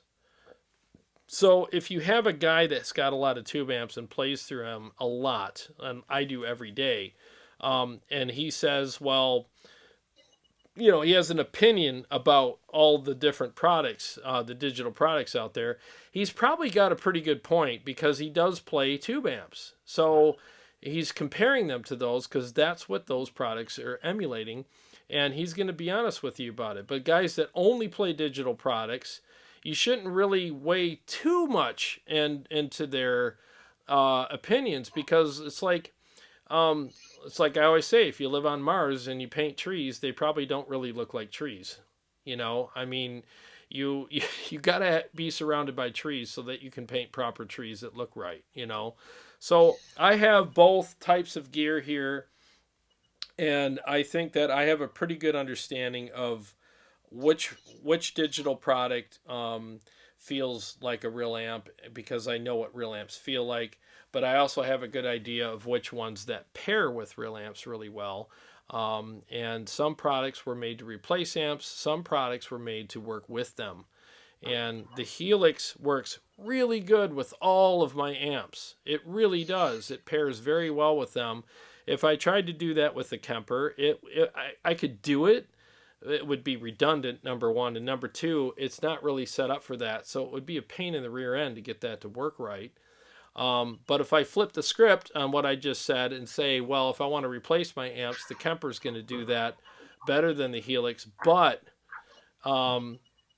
if I want to go out and do a gig and control my amps and you know, have really good effects and ease of use, the Helix will completely lay waste to the Kemper on that regard. It'll kill it. I mean, so it all depends on what you're trying to do. If you want to go trailblazing, you're going to take the Jeep, not the Corvette. So it all depends. You know, I mean, it really depends on the application. And that's what Aaron and I are going to talk about tomorrow. And we're going to try to help people pick the best gear for them, because what's the best piece of gear out there? Well, you can't answer that with an answer. You have to answer it with a question. And the question is, what's your application? Right, Miss Eyebrow. All right, I'll shut up now because she's giving me the eyebrow. We just have a couple super chats to thank for. Thank you, Carrie, for the super chat. Thank you. And Jay from Warm Chord Music. Thank you guys very much. Tubes. Yes. If we go back up, let's see. Ben was saying the PV trans tube. I had one as well. Came in all sorts of 1x12, 2x12 configurations. Ibanez RG550GX with Ibanez's version of the Floyd. Let's see. And everybody seems to like flannel, so that gets a big thumbs up for me. Yeah. I almost wore flannel tonight, but I was like, it might get too hot down there. No, Ben might be right. It might have been the trans tube. You know what, Ben? I think you nailed it. It's because I remember when I bought that amp, they said it was a trans tube, and I know the VTMs were like that, but I had a combo. I don't remember the name of it. It wasn't a VTM, but it was trans tube technology. That's all I can tell you.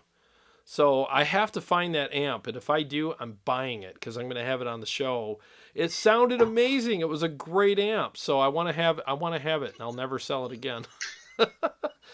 Before we wrap things up, I'm not sure if you're getting it. Do you have any more playing to do? Because you wanted me to remind you about a comment, Jason Taylor, who just sent us a super chat. Oh. Thank you, Jason. Thank you, Jason. Well, and it's like thank you so much, Jason. And this brings me back to what we said earlier about people. Please repeat your comments and your questions, because I never want to make anybody feel like they were ignored or their question wasn't important.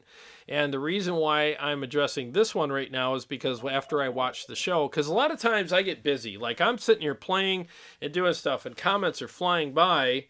And I don't read them because they're gone. Like on my screen, they're already gone, and there's other comments replacing them because it just scrolls automatically. And I was watching the show, and I read Jason's comment, and I felt really bad because I didn't answer it, and I don't want anybody to feel like that. What was the question? Go ahead and read it. How you hold a pick, right? Yes, it was how I hold a pick, and it was a very pertinent question because it was during the time that I was going over my techniques and what I do and why I do them, and how you hold a pick is very important. I'm pretty much a traditional guy. It's a down angle kind of thing. So just so you know, like it's down angle. I'll just go up to the camera and just be so it's like the down angle thing. I got a friend that plays opposite. He plays this way. TJ's a weirdo. He plays with his pick like Ola Englund, where it's opposite. So I'm this way. TJ's this way. And so is Ola Englund. But the funny thing is TJ's 50 times better than me. So maybe I should switch. He's got spider fingers. I mean, this kid can he can go from here to here in like 2 seconds and hit almost every note on the neck, where it would take me an hour, so yeah, I'm a traditional guy, I think, at least angle wise, I'm a traditional guy. Yeah, traditional weirdo, let's just call it that. Or just a weirdo, a plain old weirdo. Yeah. Solar Guitar, I said Guitar, Solar Guitar Studios. Thank you for the super chat. He said, thanks, Jared. Oh, thank you. Thank you so much. Appreciate that very much. Not sure what happened. Can't hear you. There you are. Yeah, you glitched for a minute. Carrie Miller. Am I glitching again? Yeah, you're fine now. Okay, Carrie Miller, also having more than a passing understanding of audio engineering is a big part of the equation. I was mentored by a top 40 mix engineer. I spent decades working in studios and on plugin. Oh, top 40. Yeah, so that's a completely different kind of thing there. I mean, everything's different with top 40. Like I'm a metal guy, so like everything I do is based on making everything sound thunderous and crazy and huge and, triple, quadruple tracking guitars and even double tracking at times. But yeah, it's a completely different thing. But when you have the concept of mixing in general, then you just apply, you apply. You got to learn how to drive before you learn how to race. So you can still, but if you don't know how to drive, you can't race. So you got to get the concepts, and then you can apply different versions of those everywhere. So yeah, it changes things quite a bit. Yeah. You know, really does. Let's see. Carrie came back and said, development. I worked on Aftermaster HD when that first came out prior to Land R. A lot of channels have people with a very shallow understanding of how things sit in a mix.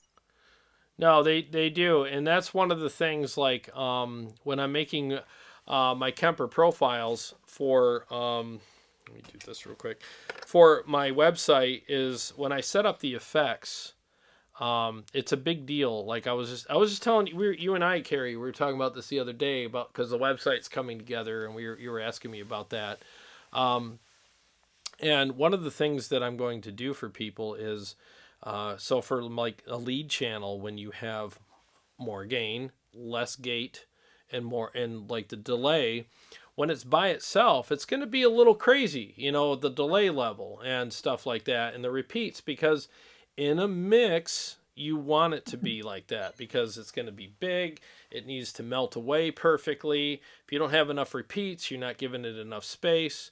So a lot of that stuff, like with delay and different effects, you have to have this thing, because again, in the context of a mix, all of your effects are going to be they're going to sound amazing. But when you take all the other instruments away, your effects are like, dude, really? I'll give you an example. Like, remember we used to do a lot of shows, and you get all gussied up for a show, and then we'd have to stop at a grocery store or something on the way there? Yes. Felt like a tramp walking through these places like, hey. Like your clothes and your makeup and everything. You're like, do we really have to go in here? And I'm like, yeah, I mean, you're the one that wanted to stop, remember? Or we'd like stop for dinner on the way to somewhere, and everybody be way looking at overdone for what it was. Everybody be looking at us because I got like chains hanging down. I got like a vest on with no sleeves, necklaces. Seriously, the faces. Remember the time at B-Dubs, we actually had people walk up to our table, and they're just like, hey, you guys like famous or something? And we're like, no. No, we just do this because. Yeah, we just want people to walk This is up. our Friday night dinner outfits. Don't you wear this when you go out? So in the cut, but if you take us out of that and put us on stage under the lights and the smoke and the music, it makes sense. So it's the same kind of thing. Like, so what I'm going to do with my Kemper profiles is I'm going to give you guys like effects that are set up so that they sound great at band practice, in the studio, in a mix, and like especially live on stage. I mean, most importantly, you're going to be on stage with this stuff. And when you play your solos, your delays are going to be spinning around the room like they should, but they won't be over the top. They'll just be noticed, But when you use those same settings, like if you're like, I'm going to practice my solos today just by themselves in my living room, the delays might be a little too much for you. And you're going to be like, gosh, it's, I have to turn that down. Ooh. But what I'm going to do is give you a special delay patch or a special solo patch with these presets that will give you a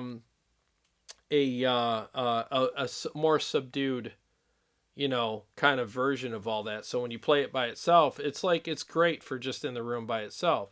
So that's what I'm going to do as a little bonus thing. So it's kind of like taking you to the grocery store, but you're not so done up. You're just like, you just look really good. There's Scary Bun, and you look good, and there's like, Scary. Yeah. Yeah, so we want to find that in-betweener that kind of looks good for anything. So it's the same thing with this. So it's really all about, the effects have to be really all about the mix. They really do. All right, Carrie followed up with saying, exactly, when I found your channel, it was just super refreshing to hear you have an ear, dude. Oh, well, thank you. I appreciate that. I really do. One of the most popular videos that we have right now is the, I think it's called the proper or the right or best delay settings for a solo or something like that. And it's got like 28 or almost 29,000 views right now. And I've gotten a lot of views and a lot of compliments and a lot of comments on it. It's got like over almost 500 likes on it, which is crazy. I just noticed that today. I was like, holy like it like just popped up in my most watched videos, and I was just one of them anyways, and I was just like, wow, that is really cool, and I should do more like that, because it really did. Like, I listened to it again just to see, because we all grow, we have growth, and I listened to it again to make sure that it still has, if I haven't, you know what I'm saying, like if I haven't surpassed it in some way and I need to redo it. But it's still pertinent today. It still is something that I think would really help people today. And you can hear a big difference. You really can. So Ben chimed in and said there's a trance tube combo that is at Guitar Center right now, 2x12, 100-watt combo with PV Black Widow speakers. Weighs a ton, 250, he believes. Good Lord. Yeah, I don't remember it weighing that much, but I was younger then too. So I'll have to thank you. I'll have to look into that. That amp was really cool, though. It was a really, really good amp. What would really suck is if I got it and it sounded like crap. It'd be like, wow, I guess my tastes have changed over the years, or whatever. I mean, I'm so fortunate to have the gear that I have right now, because the stuff that I've been playing through lately is just, I mean, a Victory Super Kraken is just stupid. It's just great. And the Bogner Ubershaw module from Synergy right now is just, I'm writing a special song for somebody on that right now. So that solo that I've been working on, I've been playing through that. Sometimes I've been playing it through the Victory Kraken, and it's just been really, really cool playing it through that. It's just inspiring. I mean, gear, and that's something we're going to cover on Aaron's channel tomorrow, is like, gear should inspire you. You should love the gear you play through enough to have it support the riffs and the notes and all the stuff that you play, because if you got to fight with it the whole time, you're just exhausted by the end of the day. I mean, it's probably the same with you, right, Carrie? Like, when you sing through a mic, let me turn this off here. When you sing through a microphone that doesn't pull your voice into it, it kind of repels your voice for whatever reason. And you're on stage singing through that. I mean, you're working so hard just to get people to hear you. It's probably annoying, right? It doesn't inspire you, right? Right. Yes. Doesn't inspire, and it pulls out. It draws my energy away from the nuances and the styling. And, Yeah. I feel like I'm having to work really hard just to get the words out. So. Yeah, you shouldn't have to work that hard. It should work with you or even for Yeah. you. Remember that mic you tried out last year at Sweetwater? Yeah, I think it also has a lot. Yes, it's the mic, but it has a lot to do with the effects and stuff too. If you've got a flat mic, and you got to have a good sound engineer, good dude on the other end of it.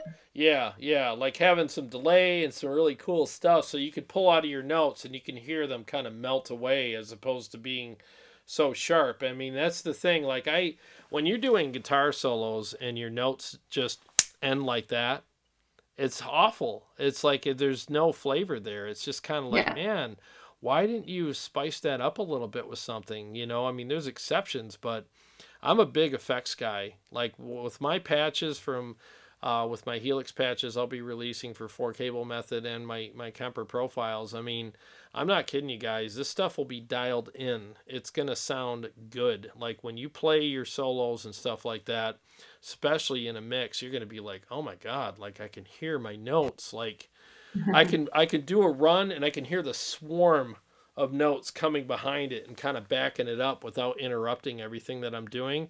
And then when I pull out and go back to rhythm, I can still hear stuff kind of spinning around the room, just enough to give me that space and that, like, awesome. And I got all that from John Petrucci, listening to him live. I mean, I mean, that guy, when he plays a solo live and he pulls out of it and goes back to rhythm, there's just such a nice little trail of notes that come behind him that fill that space in so nicely, and it's just so sweet. It just sounds so good, man. You just want to live there, So that's what I'm trying to create here.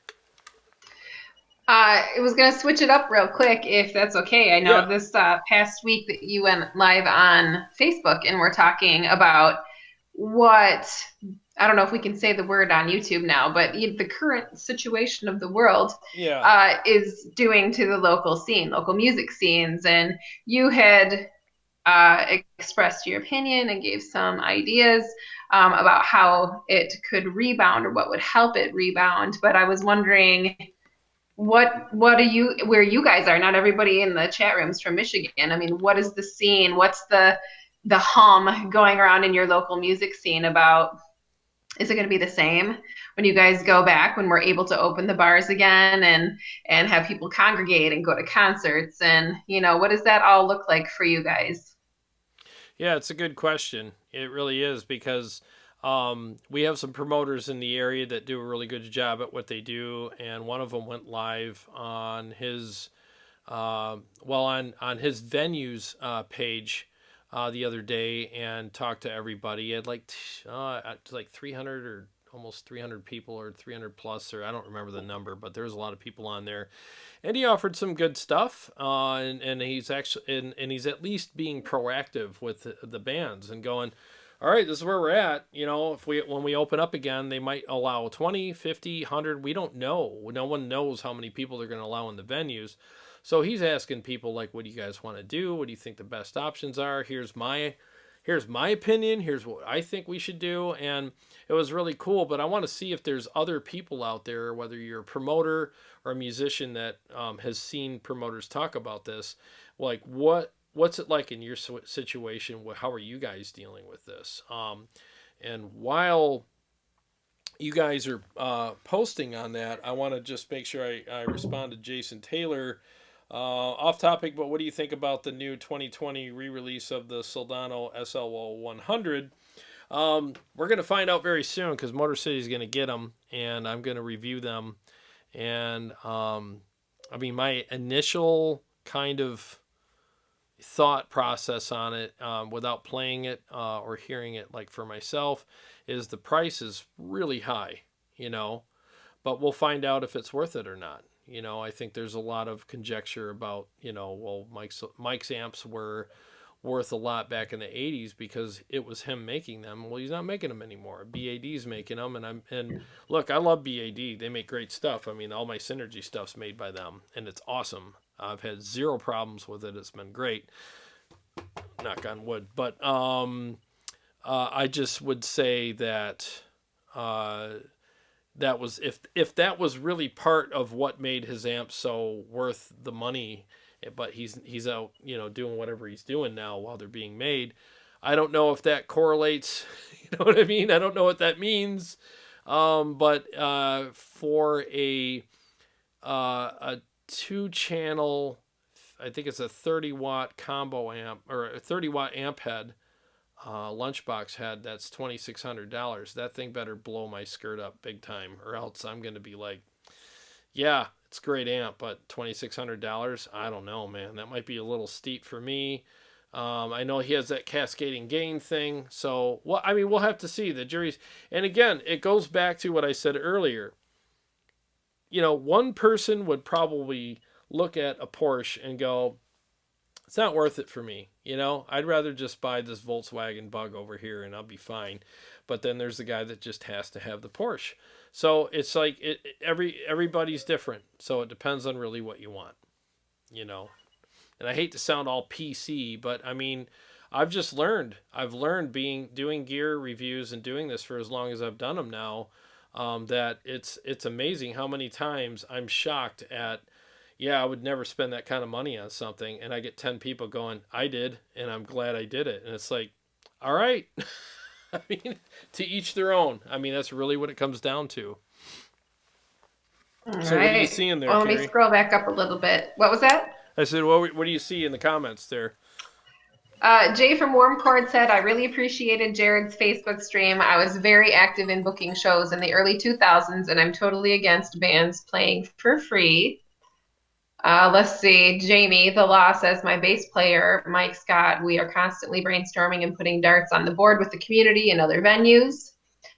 Aaron Short says no one's really even talking about it yet. I'm thankful for streaming though, and I think it will continue to grow, and I'll certainly keep doing it. And he was in New York, right? Aaron's in New York. Yeah, Aaron's in New York, yeah. Carrie, I'll go back to your EQ comments. Let me just get the rest of the comments regarding this topic. He said, then he commented right here. He said he's in Arizona. The scene here is dying to get back out, but safety is top priority. Yeah, I agree. Yeah. I went through it, so I know. You don't want to get it. No, those are the only comments right now about so yeah, I mean, as far as that stuff goes, I mean, I think that there's going to be a lot of hindsight is 2020 kind of stuff with this, because we've never been through this in this generation. I mean, we never went through a Great Depression. We never went through, all this stuff, and all the, the younger people than us. I mean, I'm 50, so like people in like the millennial I'm not. Yeah, shut up. Not 50. I can't wait till you are, so I could totally be ragging on you. So, but the thing is a lot of people in the younger generation right now, they haven't been through anything. I mean, they grew up, and I'm not ragging on them. I'm just saying that they haven't really seen what real problems are yet. I mean, they've had it pretty good, because their parents have taken care of things, and the economy's been what it is, and I don't know, whatever. So anyways, so there's going to be a handling of the situation, and then there's going to be a look back on it and go, like, we should have handled things different here, but we did this right and that right. And it's like what they always say, hindsight's 2020, just like every situation. But I spoke my mind the other day on Facebook, and it's got over 400 views right now. And a lot of people agreed with me. In fact, I'm not saying everybody agreed with me, because maybe people that didn't tuned out and just said, oh, that guy's full of it. I don't know. They haven't said anything, but all of the comments I've gotten so far have agreed with me. So I'll just say that. And I'm not patting myself on the back. I'm just being honest. That's what it is. But I'm willing to talk to the promoters and give my, whatever, for what it's worth. My side of the whole thing, because I think that a lot of musicians, I'm a business owner. I think a lot of them, just are musicians in their creative kind of aspect, and not really thinking about the business aspect of things. And the thing is it's called the music business for a reason. It's because there's a business end to it, and I think a lot of musicians forget that, and they get caught up in the music part and the fun part, and then they wonder why, like, I haven't made money in 10 years. It's like, well, that's because you haven't got caught up in the business aspect of it. And there just comes a time where you have to take a hard look at what you're doing and going, I can't sustain, myself doing this anymore. I can't be riding couches. I'm 35 years old. I gotta grow up. 35? You wait till you're 35? Well, I don't know. I'm just giving a scenario. I mean, there are people out there that are riding couches at 35. There's all kinds of that stuff going on. It. So what happens is, in these situations, I honestly think that,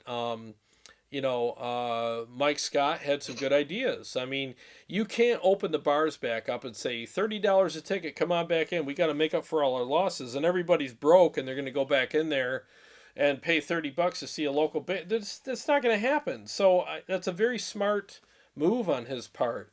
Asking the local bands to play for free, but also putting out a donation jar for them, I think that's the most fair way to approach it. I really do, because if you have the money to give, then you will. If you don't, at least you showed up, maybe bought a beer and supported the bands, and that's good too. So I honestly feel that part of what he said is right. I agree with it, because you can only get so much. It's kind of like after the Great Depression, they didn't open the Porsche dealership.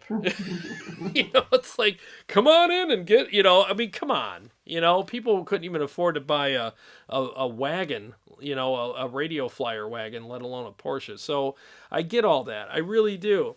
But I just think that down the road, when things do get better and all the local bands are, because there's this like thing going around in our area, local is the new national, and I understand that, and I get it, and I I totally understand why people are jumping on that bandwagon, because local bands everywhere are going to be the only bands that you'll see. Because even after, because like what Mike said, if they open up the clubs and they only allow 100 people in there, you're not going to get a national act, on a tour bus and a full crew and all that kind of stuff to drive and show up there for 100 people that are going to pay them less than, it costs $1,000 a day to rent a tour bus. It's just not going to work out for them, and I know that. So conversely, to be fair, national acts, if I was in a national act, honestly, I would do this. I would do a stripped down version of like some shows where I just go and just do something where it's like, look, guys, you're not I don't know, like acoustic. Mm-hmm. Yeah, you can do an acoustic thing, which would be great. Or you can do a thing where, yeah, you show up as a full band, but you don't have this, well, we want, 80 bottles of liquor. We want catering from this place, and we're going to rent this tour bus. And like, come on, guys, you can't do it old school and just jump in a van and go to a couple places, or even an RV, and go to a couple places with your gear, because you got a billion things, and show up with minimal stuff and still be able to do a show. But you're a national act. It's like, come on. If you're a national act and you can't show up to a bar and play through good gear, because it's yours, you bought it, but you don't need like a wall of Marshalls the size of the Great Wall of China. Give me a break. You don't need all that stuff. You don't play through it at practice. So show up with stuff that's good enough to do those shows with, and thank the fans. You're millionaires. You can't do that. That's the way I look at it. I'm not saying you got to do a world tour like that, but I'll tell you what, the bands that do that, it's going to go a long way. It really is, because they're going to be considered the cool bands. Like, it was really cool to see so-and-so come here, and they did 5 shows in 5 different states, and they did it stripped down, intimate. There's only 100 people allowed.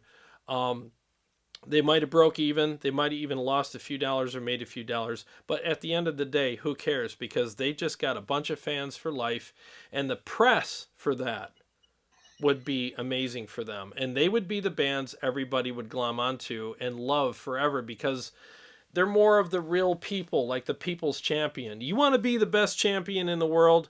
Be the people's champion. That's what I suggest for you. I really do, because if you're too high and mighty and too full of yourself to go out and do some shows because you're not going to make $1 billion, I don't know, man. I don't think it speaks well for you. I really don't, because these are the same people that have supported you for years. There's a couple comments. Let's see. Jason Taylor says people will probably be tentative about going to certain places with crowds for a while, Yep. even if we're given the okay. Yep. Aaron says strummy acoustic shows rule. Yeah. No, Frank says in LA it will take a year to get back to normal. I can see that. I believe it.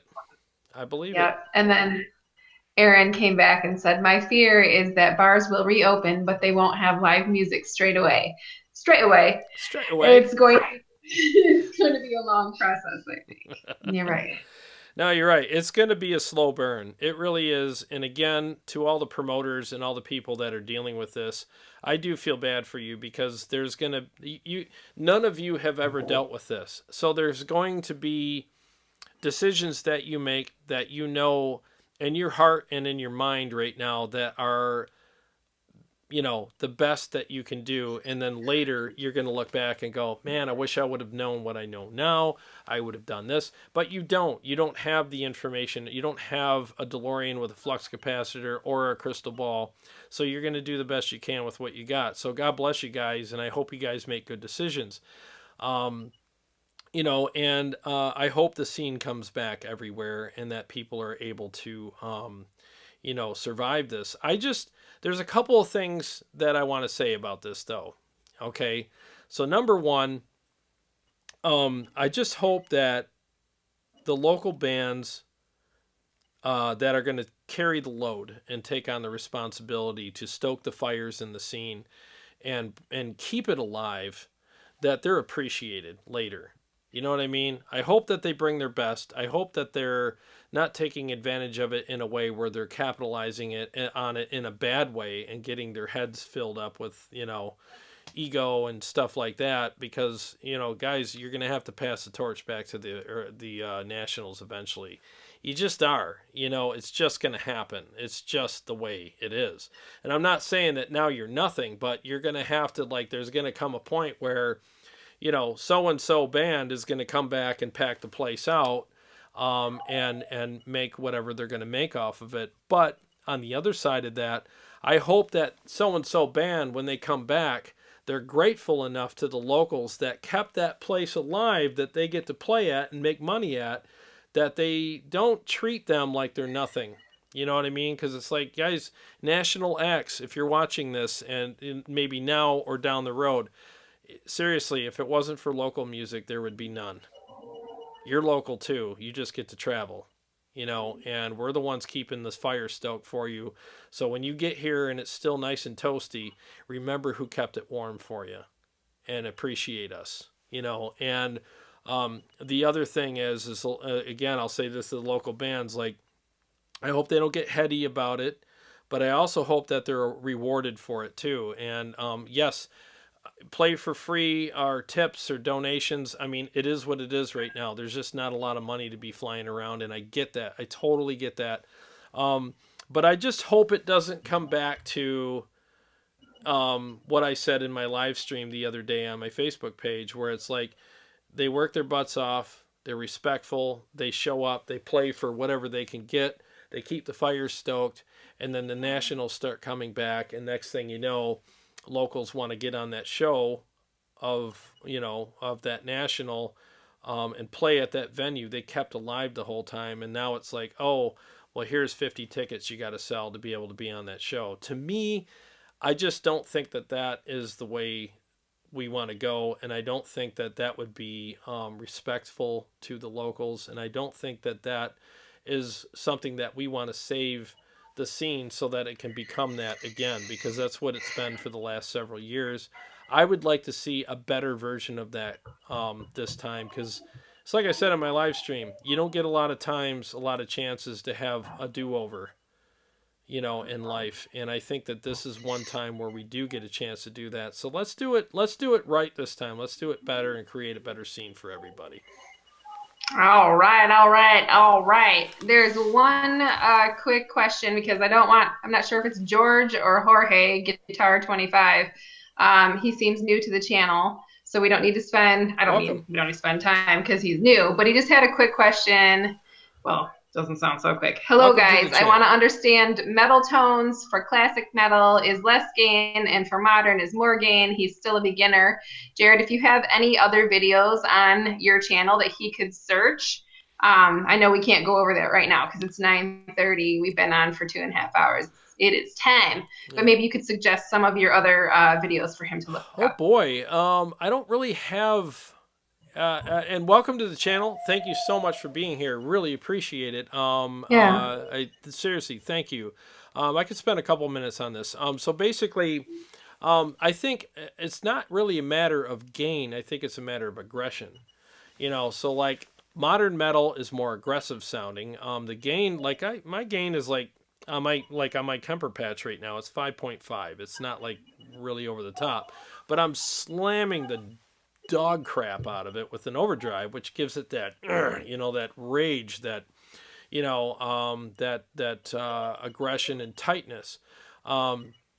Yes, there probably is, depending on what you mean by classic, or if you're talking about, 70s metal, yeah, there's definitely some more gain, but, I think I don't have any videos about it, but I can do a video about it. I can actually do maybe I could do something like gain stages through the ages.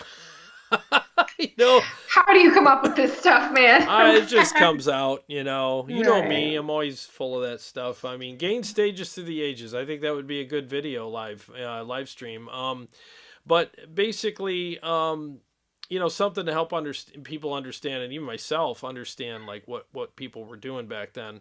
But I mean, depending on what you're playing and the mix, of musicians that you're playing in, I just say, what's funny is any band that I see, even a tribute band like Jamie Trevino's in here, The Law, he's in Rockstar. They do a lot of, like the 80s shred, rock and stuff like that. And it sounds great, but they're not using the exact same gear that them guys were using back then. But it still sounds amazing because to me, it's like, look, if you're playing the parts properly and and the band is a nice cohesive unit, and because at the end of the day, you have to play gear that works best for you, even though you're playing something from a different era, different genre, because at the end of the day, you're the guy playing the parts.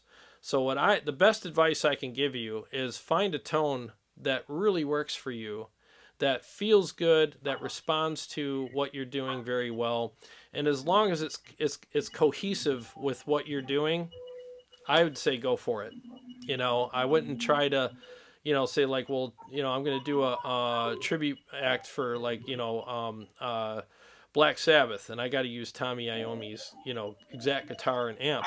Well, they might not work for you, and you'll be miserable the whole time you're playing through it, thinking like, well, this is what he used, so I have to. No, it's not. Because at the end of the day, if you're up there, so here's the scenarios. You got scenario A where you're using his gear and you're miserable, and because you're miserable, you're not really playing the parts very well and having a good time, so therefore the audience will notice that and not have a good time either.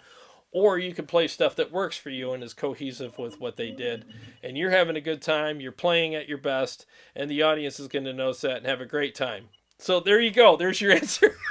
Right? I mean, that's probably the best way I can answer that for you. You got to use what works best for you.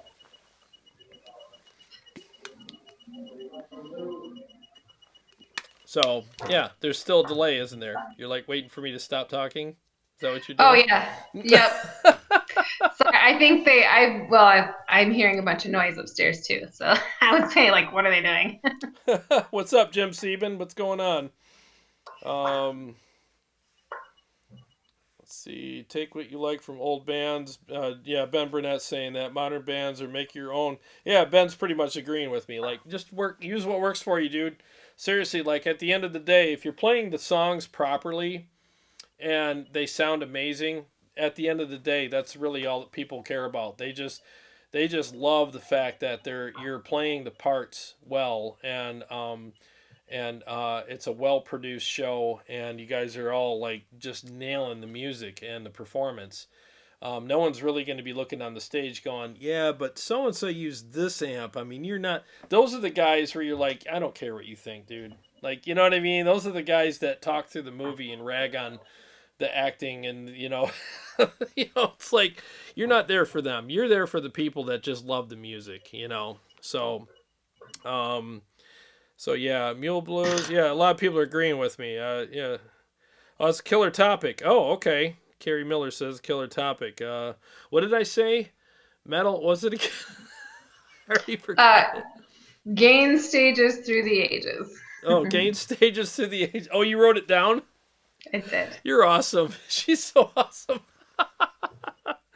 All right, cool. All right.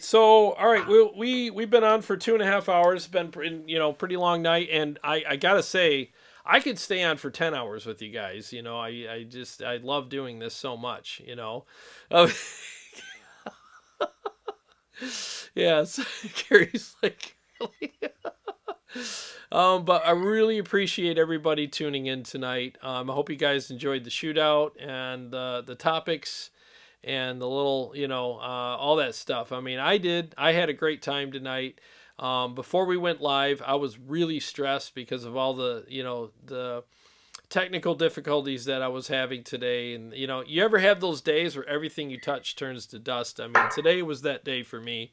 So, and I'm in a great mood right now, and it's not because of the whiskey, it's because of you guys and because of you, Carrie. So I've really had a good time doing this, and I really appreciate everybody being here. Wednesday night, what am I doing Wednesday? Do you know? Nope, we got to get past tonight. Yeah, so keep an eye on the community section. I'll have something up there for Wednesday night, but tomorrow at 4... Excuse me. Tomorrow at 4, tune into Aaron's Short Music. I will post the link in the community section tonight. Yeah. Him and I are going to have a really cool discussion, and I'd love to see you guys there. We're going to talk about all things gear related, how to choose the right gear for you or the right rig for you, depending on your scenario. And we're going to have a lot of fun with it. We look forward to interacting with you then. So, again, thank you so much for being here. Very much appreciate it. Thank you, Carrie, for being here. It's great seeing your face again. And thanks for helping me set all this up and doing things on your end to make this happen. You're welcome. Yeah. It was good to see you again, although I'm staring at myself and now I'm looking at you. It's great to see you again. It was great interacting with all of you guys. Thanks for all your comments. Thank you so much for the super chats. Please like and subscribe and share the links. Share the links to these on your social media pages so that we can get the word out about Tone Wars. Please do. Please do. Let's see. Wayne, say your email. Oh, okay. I'll type it right now. So it's JA. Usually it finishes it for me. There you go. So I just answered you with my email. So there it is.